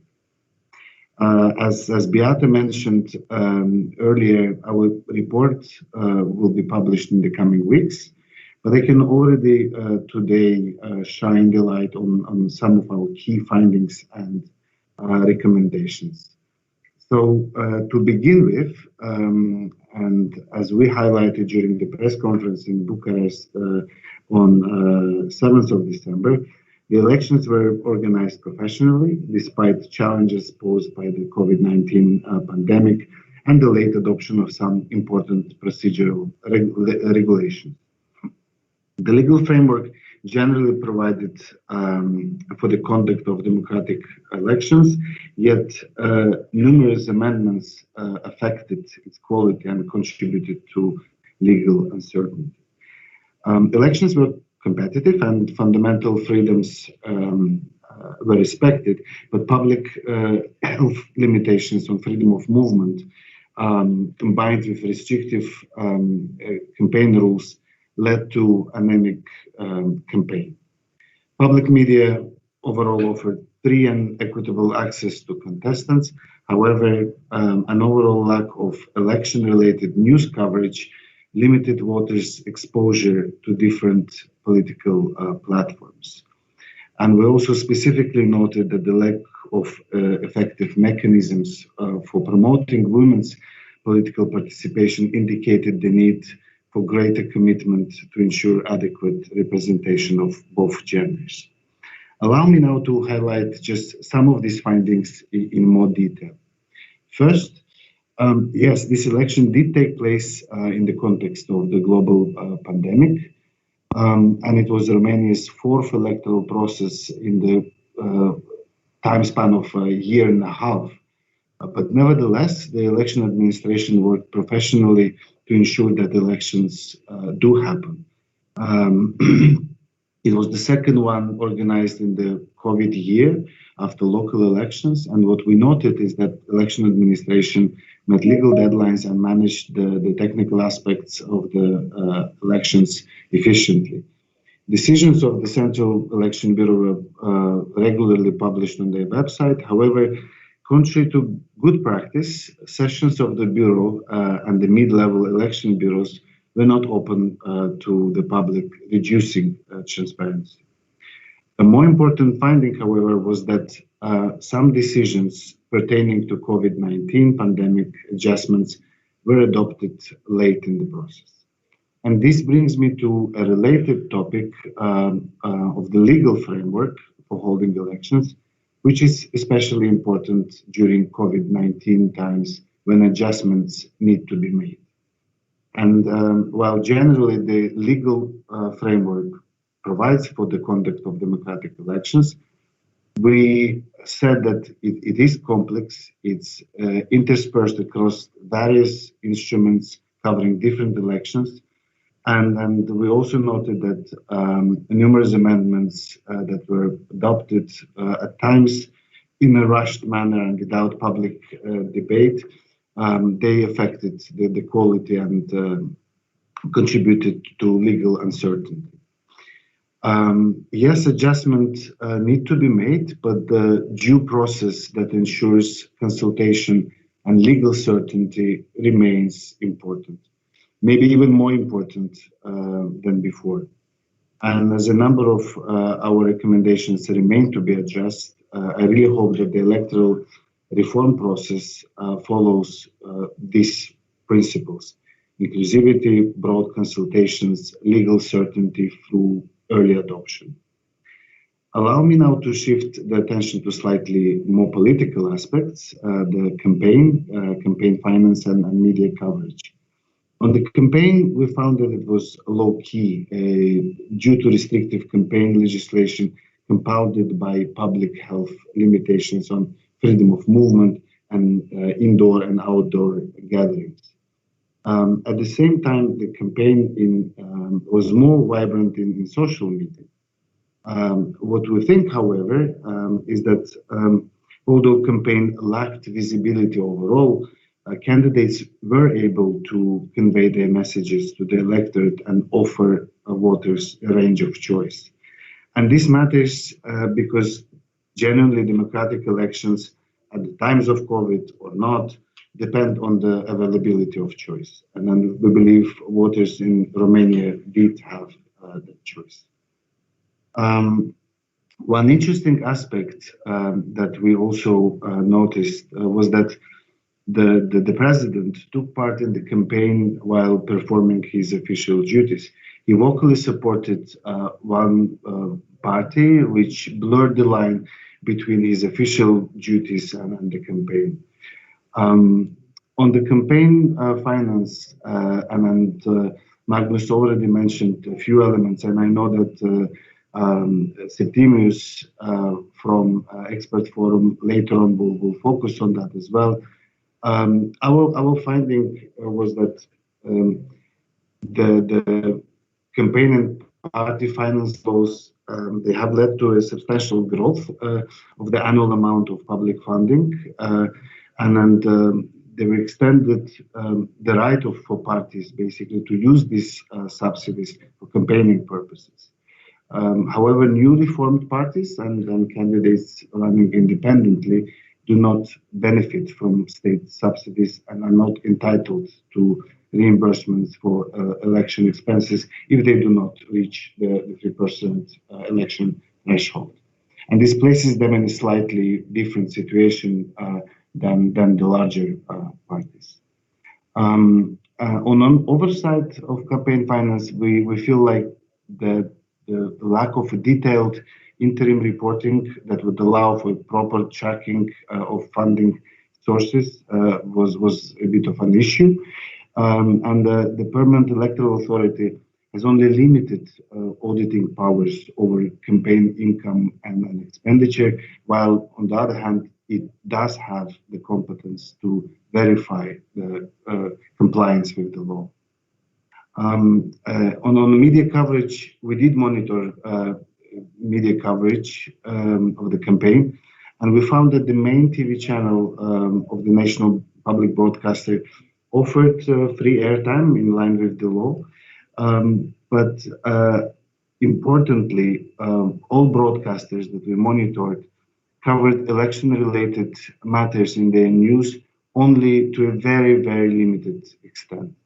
And in contrast, the media frequently covered state officials, some of whom were also running as candidates while performing their official duties. And the monitored media often fail to distinguish among various formats of coverage and did not mark as paid for some of the programs, blurring the line between editorial and unpaid coverage. The broadcast media regulatory body, the National Audiovisual Council, acted transparently throughout the campaign, but did not address most complaints in a timely manner. Apparently, there is also no quantitative monitoring of national broadcast media, and this really weakens their capacity to effectively enforce existing media regulation. Allow me now to conclude with 3 points. First, some of the issues that we noted and that I highlighted just now are not new issues, they're rather old issues, and we have seen this before. We very much encourage our partners, the Romanian authorities, to work closely with ODIHR, civil society of Romania, and with other international partners to make improvements in those areas. I want to specifically note that while according to Romanian law, observers have the right to be present during voting and tallying, but despite a long-standing ODIHR recommendation, observation of other stages of the electoral process or the activities of higher-level bodies is not specifically clearly stipulated in the law. Despite this, and this is good news, a large number of citizen observers were deployed, and we believe that they should have a role to play in the electoral reform. And I'm very pleased that our friends, partners from Expert Forum and also from Fiecare Vote, they are also attending this important event. Second, some of the issues we saw have to do with holding elections during a pandemic. Here, adopting regulations in time for the elections transparently and based on consultations is very important. This is probably a lesson learned not only for Romania, but for many other countries holding elections now when adjustments are needed. Third and last, fundamental rights matter. And what we see in Romania is that, yes, there are some technical and legal issues and deficiencies, but importantly, fundamental rights are preserved. And there is competition and there is a vibrant civil society. And I'm glad to be able to conclude on this positive note. As I said, our report will be published in a few weeks' time from now. It will contain specific recommendations, and we will be happy to visit Romania virtually or in person to present the report to our partners formally and then discuss the way forward. Thank you once again for the invitation and for your attention. Thank you very much, Mr. Kumbro. We continue with our speakers. We are short of time. If I can ask everyone to stick to the time slot. We will now hear from Septimius Parvo at Expert Forum, and his presentation will focus on the electoral campaign and its financing for the 2020 parliamentary elections. Mr. Parvo is an expert in good governance and elections with over 10 years of experience in coordinating capacity building projects for public institutions and civil society. And between 2012 and 2020, he coordinated 12 election observation campaigns attended by more than 7,000 election observers in Romania and Moldova. And he has international electoral experience in countries such as Moldova, Estonia, Slovakia, Lithuania, and Montenegro. And he has collaborated with organizations such as OSCE ODIHR, IFES, and the Council of Europe. Since 2012, he is affiliated to the Romanian think tank Expert Forum. Please, Mr. Parvo. Thank you very much for the introduction, and thank you for the invitation to this event. I will try to build upon some of the things that were already presented in the last two sessions. Also, before starting, I want to thank the Permanent Electoral Authority for being open during this entire period of elections, even though in fact we are limited in observing only the day of the elections, but we were able also to observe other aspects. And even though we don't always agree, I think this is a good thing, and it shows that there are different perspectives on the electoral process. We are also part of the Fiecare Vot, Each Vote Counts coalition, but my colleague Maria will tell you more about the activity of the coalition. I don't have a presentation, but I would like to show you a platform that we built that highlights some of the information about the elections in 2020. Actually, we are working together with IFAS and Silly Institute in this project, and since last year we started building this platform, and probably this year we'll have the entire history of elections in Romania. So what we'll see now is just 2020, but we'll hope to build upon it. I will. Okay, so the platform is called banpartide.ro. You can see here, unfortunately, it's just in Romanian, but I will try to lead you through the platform. So firstly, what we did is we monitor both the local and the parliamentary elections based on the data that we have. We talk to political parties, we talk to the PEA, and try to see what some trends, some issues maybe with the reporting. The first thing that we saw in 2020 is I was expecting to be a much poorer year in terms of election campaign, and probably the expectation was to be much more online. But as figures show, especially in the parliamentary elections, because for the local elections we don't have all the figures, around 1/3 of the expenses, and I can show you. Around 1/3 of the expenses, sorry, here, were dedicated to the online environment, is the blue piece. But on the other side, it seems that what you see here in red is printed material. So basically, although it was pandemic, political parties used a lot of printed materials, and it also this one poster. So practically, you have around 1/3 of the money went to printed materials, which was quite a thing that we didn't expect to see in this year. But going back to firstly to contributions.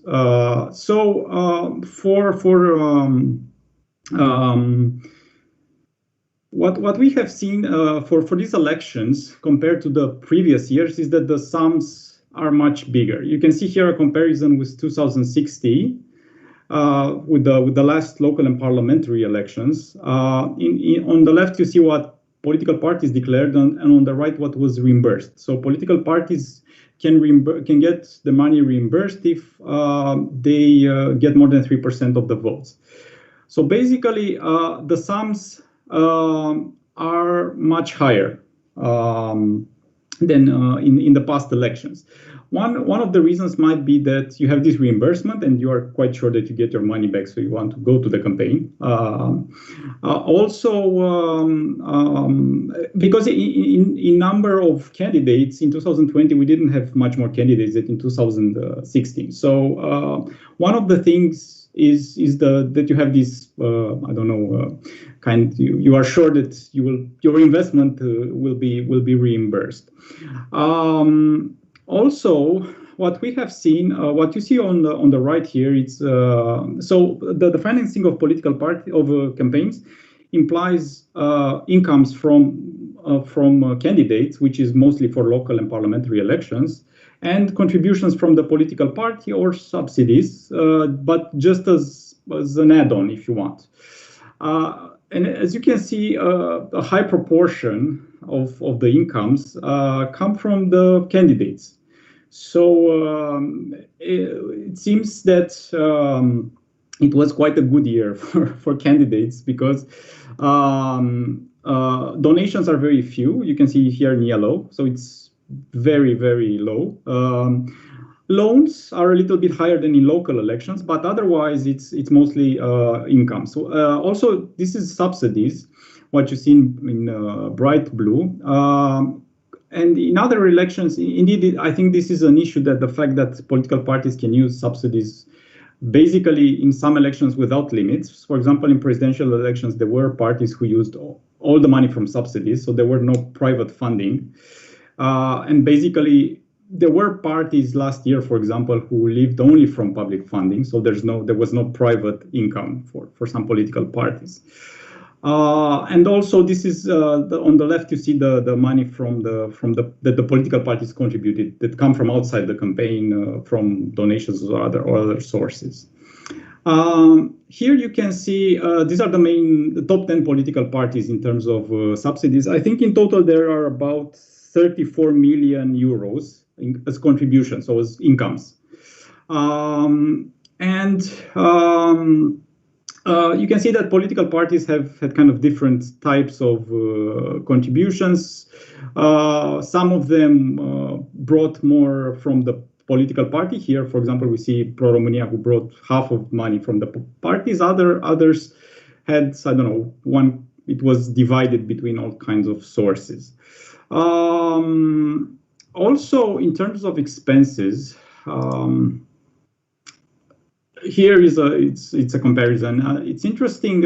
So the first one is radio, TV, or press. The second is online, sociological research, posters, printed materials such as booklets, for example. In yellow, all kinds of services and bank commissions. So the biggest parties, I think, had a distributed campaign in the sense that it was they had a little bit of everything.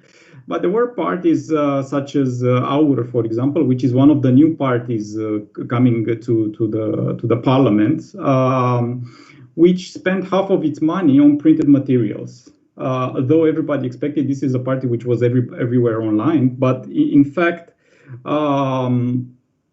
they spent half of money on printed materials. I won't get into the details on the platforms. You can see for each candidate and all these kind of details. But we also have some conclusions, because I think I'm running out of time. So I think the first conclusion is that the campaign was rich. It was much richer than the last years, and as I was saying, it was quite interesting in this context of COVID. Also, what is interesting compared to the past years is that political parties have less and less debts. I mean, 10 years ago, you could see political parties that spend double the money they had, or these kind of things, and now they are very close to what they bring. This is what they spend, because, as I was saying, they want to get their money back from reimbursements.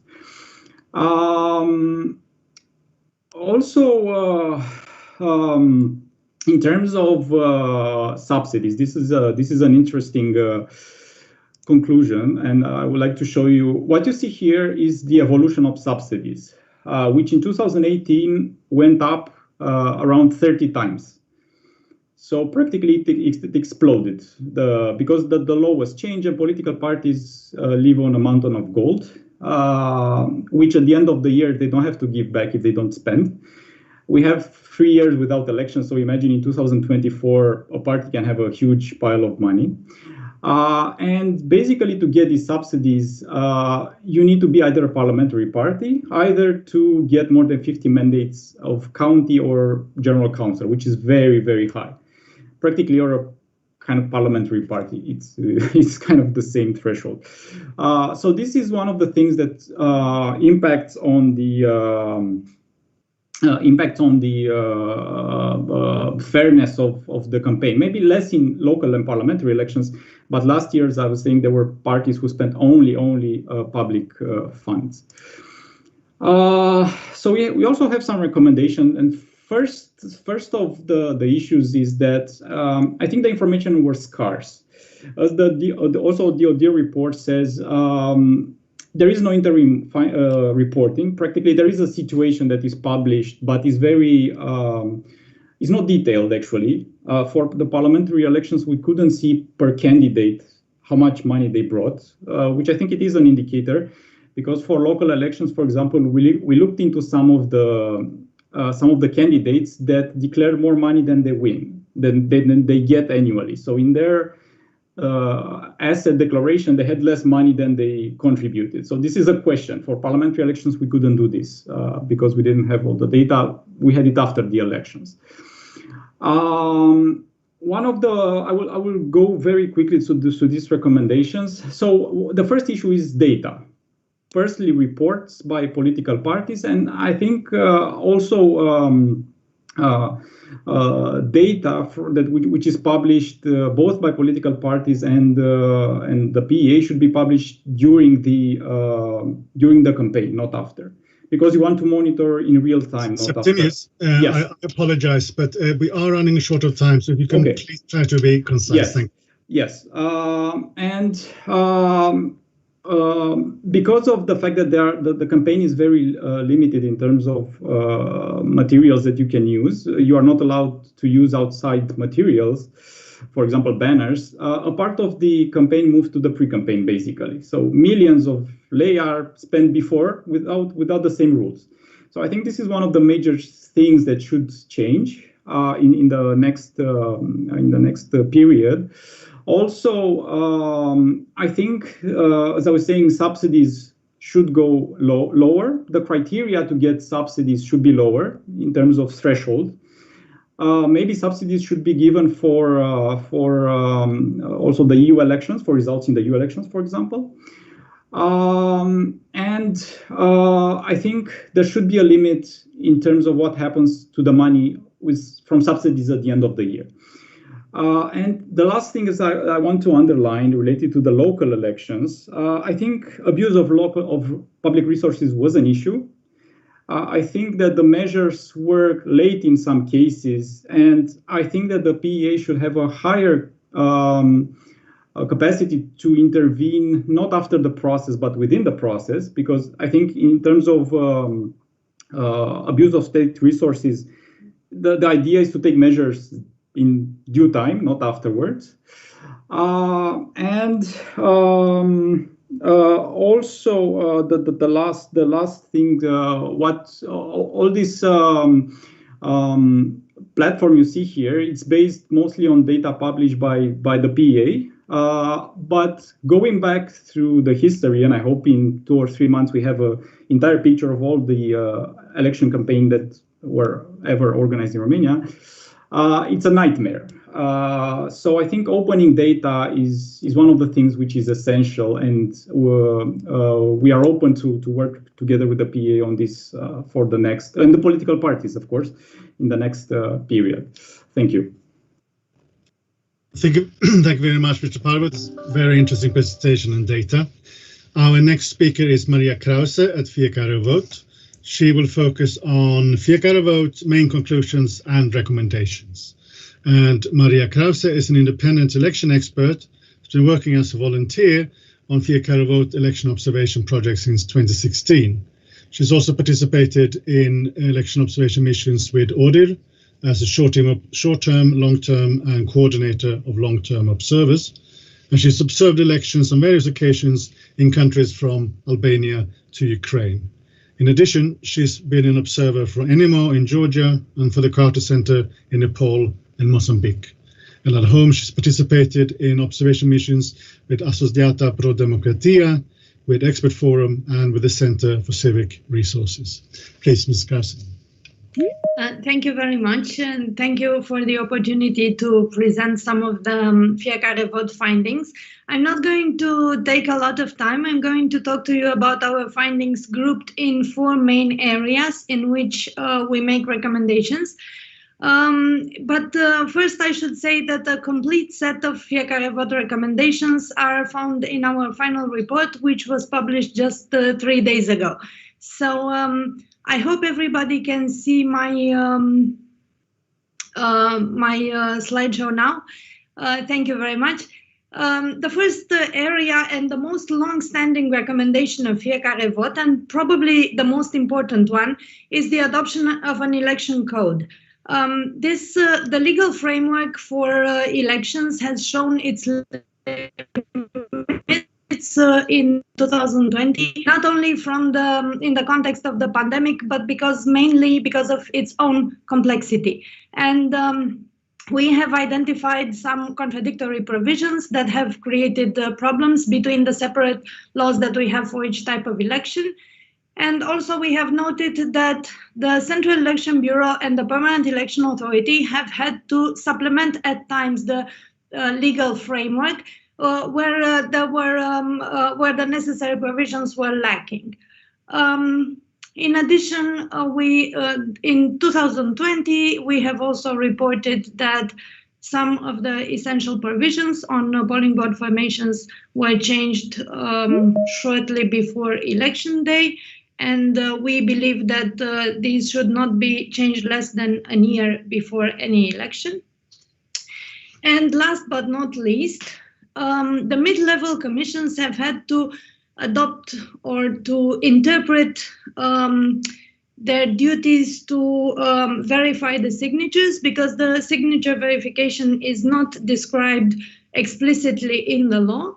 And also when it came to the verification of the lists of candidates, we have noted that the mid-level commissions have dealt with that in different ways. And some of them have rejected lists of candidates that did not represent both genders, and some of them did not. And for this, we believe that the law should clearly state that these lists, for example, of candidates that are made only of male or only of female candidates should be rejected. But in the absence of such legal provisions, it was left to the discretion of the mid-level commissions. Transparency is the second area in which we are looking for improvements in our election process. First, I should start by saying that observers were well received generally, and information was readily provided. And we have also been able to schedule meetings with most of the institutions that are involved in organizing elections, and we thank them for their transparency. We have been able to ask questions, and we have received answers from the Permanent Election Authority and from the Special Telecommunication Service and from the postal services as regards postal voting, but we have not been as successful with the Central Election Bureau. Contrary to Venice Commission recommendations, the sessions are not public, and our requests to make them public online in 2020 were declined for both elections, and also the protocols are not public. We believe that this would contribute a lot to increasing transparency if this were to change. Independent candidates cannot be represented at any level of election administration. They also don't have the right to have observers where they are not represented, unlike the political parties or other organizations that participate in elections. As was mentioned before also by Mr. Aklundu, the law only provides for election day observation. The information on candidates that was published both during the local and during the parliamentary election did not contain all the relevant information, such as the gender and the age of the candidates, which is important because there are legal requirements. And also the results by polling station were published, but only by county, and they were not published in a unified format. From the work of election administration, we have noted that the Central Election Bureau has adopted some decisions that have needed to be clarified further, especially during the local elections. The COVID-19 context has had a predictable impact on the recruitment of polling board chairs, and therefore we think that the roster of election experts from which the polling board chairs and deputies are drawn is a very important resource that should be continuously consolidated. During the local elections, we have heard from several constituencies that the polling board training was either not performed at all and they only received some instructions via email, or where it was performed, it was not always sufficient. And the numbers that we see from the limited number of polling stations that we have observed, because unfortunately this year in the pandemic context, of course, our numbers, the numbers of observers have also dwindled, but we're not worried about that because we are sure that we'll have many short-term observers again when the pandemic is over. But we have been able to cover only a couple of hundred polling stations, only 500, I think, in the parliamentary election and around 900 in the local election. However, from the very few polling stations that we have covered, we have seen that 14%, in 14% of them during the parliamentary elections and in 20% during the local elections, the polling board chairs had difficulties filling in the protocols. And we think that improved training in that area is necessary. Also, pre-signed protocols are apparently common practice in a worrying percent of 35% during parliamentary and 30% during local elections. Also, the delivery of materials to the mid-level commissions has sometimes resulted in long queues, and some more detailed, more explicit procedures could be beneficial in this area. And also we believe, and we have recommended, that the instructions and the training for the postal vote count can also be more comprehensive and timely. And my final topic is the postal voting. It's at the moment only available for out-of-country voting. And we hope to see it, because now we have a couple of years without any scheduled elections, and we hope that this will be enough time to give consideration to maybe extending it also to the voters in the country. In which case, what we think is going to be necessary is to improve the technical capacity of the postal services, and because at this point we have a couple of tens of thousands postal votes, but if it's going to be a couple of 100,000, I think that the current system is going to have to be strengthened. There is also the problem that has made quite a bit of press during the parliamentary elections, that almost half of the postal ballots that were sent out to voters were not cast and registered before the legal deadline. This number matches the numbers from all the previous elections in which we have had postal voting, but we would like the authorities to give a detailed explanation. So far, we have the numbers of ballots that were returned after the deadline, and perhaps some measures could be taken that more of them arrive on time, or the deadline should be extended.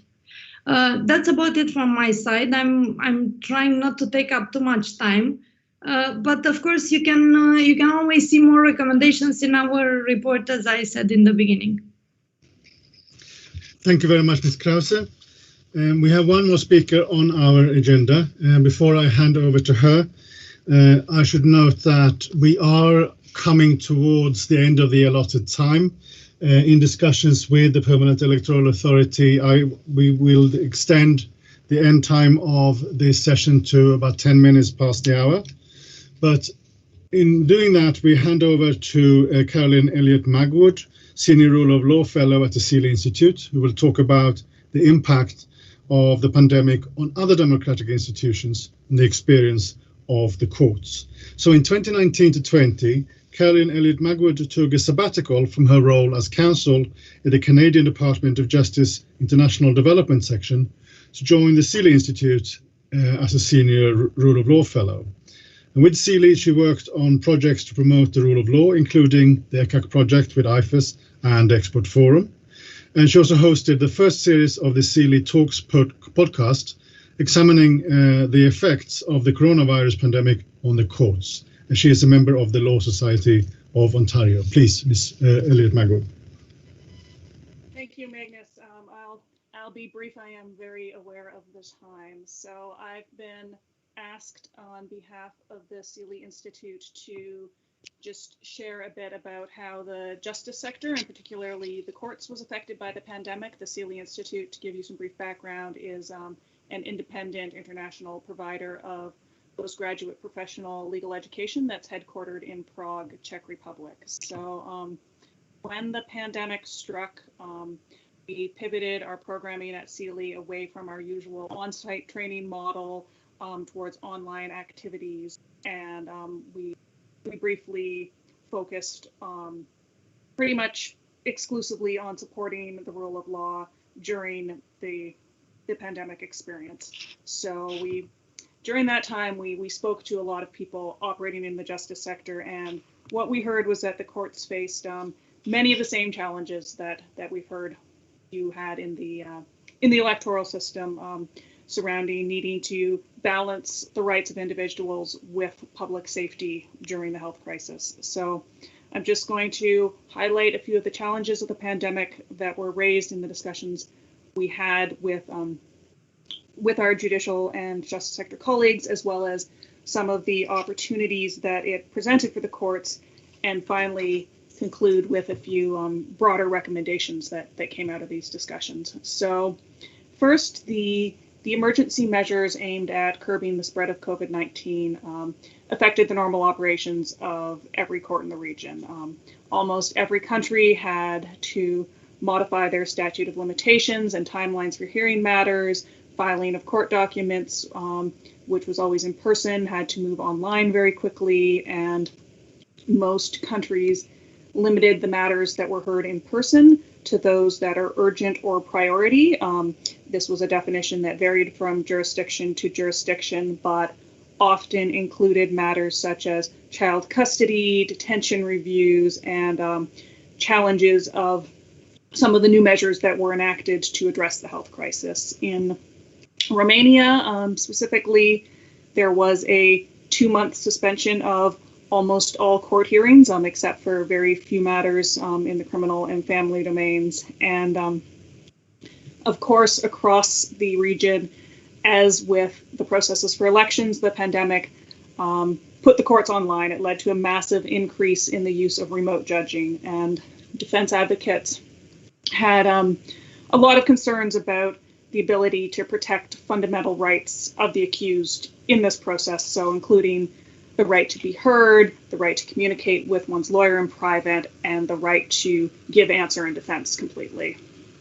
So there were a lot of challenges. Those are just a few that we heard, and there remain, even though courts have started to open, many challenges, but the pandemic did also force the courts to innovate in many ways. So I was just speaking of remote judging, which is the perfect time to segue into talking about some of these opportunities, because it's a perfect example of something that happened in the lockdown that was both a challenge and an opportunity. There, as I mentioned, were many valid concerns about the effects it could have on the right of the accused, but remote judging can also be enacted in a way that protects procedural fairness in certain circumstances, and then it can create opportunities to address time and resource constraints in the courts, as well as to increase access to justice after the pandemic. And on the other hand, while there was a fair amount of suspicion and concern around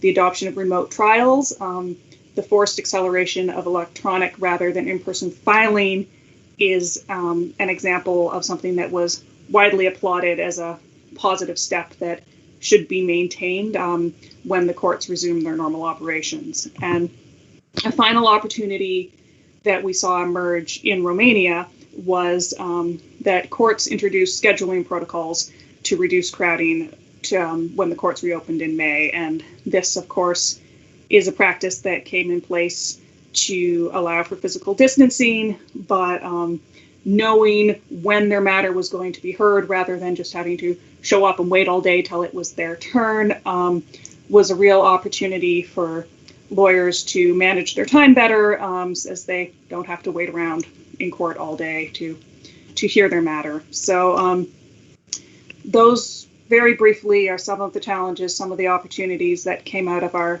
discussions in the justice sector. And I just want to highlight in conclusion on the 3 recommendations that we heard from judges and lawyers about how we should be moving forward as the health crisis persists, as well as what we should be learning to ensure that our institutions are best protected in future crises. And from what I've been hearing this morning, I guess this afternoon or evening for you in Romania, I believe that these recommendations should also resonate with other democratic institutions, including electoral bodies such as the PEA. So the first is all emergency powers need a clear sunset.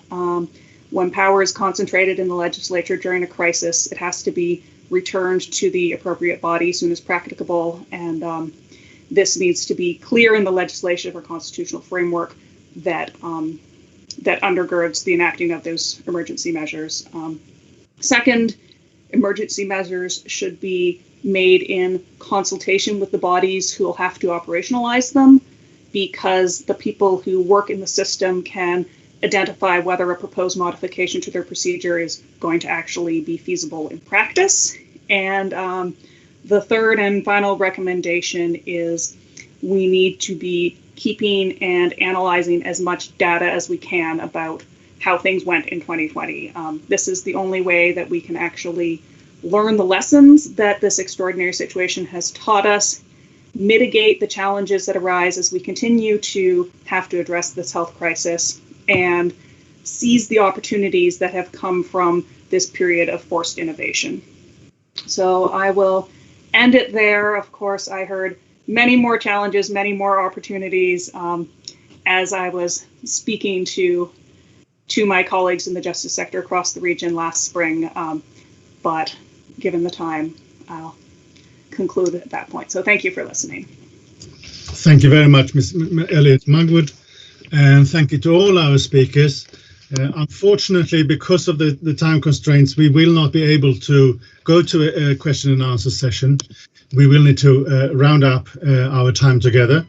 And as we're coming towards the end, I hand over to Christian Alexander Liahu, Head of Legislation, Election Dispute Resolution, Liaison to the Parliament and European Union at the Permanent Electoral Authority, for brief closing remarks. Please.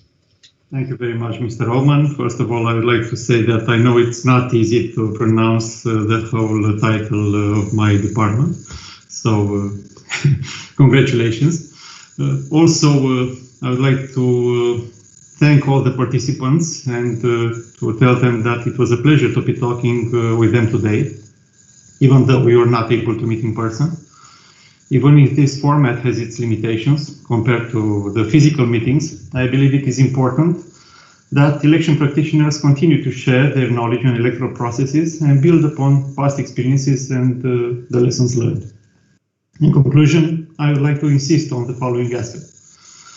The COVID-19 pandemic raised both great challenges but also great opportunities. Valuable lessons have been learned over the past several months about how to organize elections as safely as possible while addressing the multitude of new issues the pandemic has brought in front of us.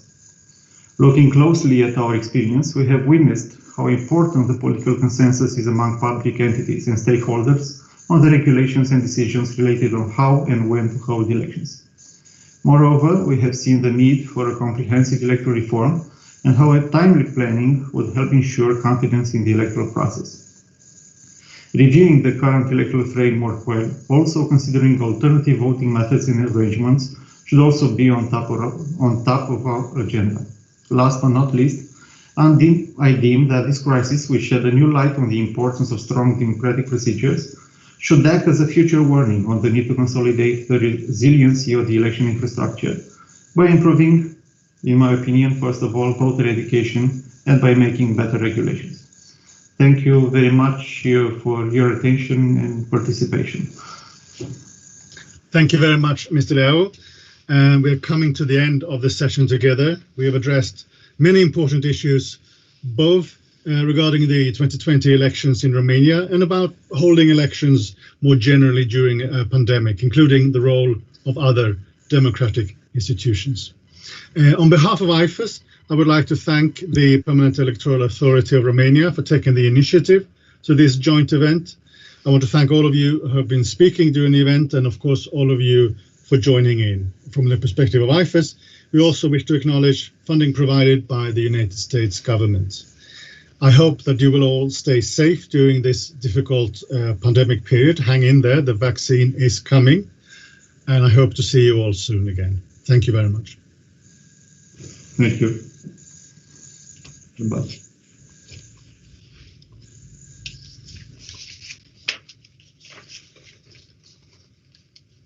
Goodbye. Have a good one. Thank you, everyone. Thank you. Thank you. Goodbye. Thank you, Magnus. Bye-bye. Thank you. Thank you so much. Thank you, Magnum. Bye. Bye. Thank you. Thank you. Thank you.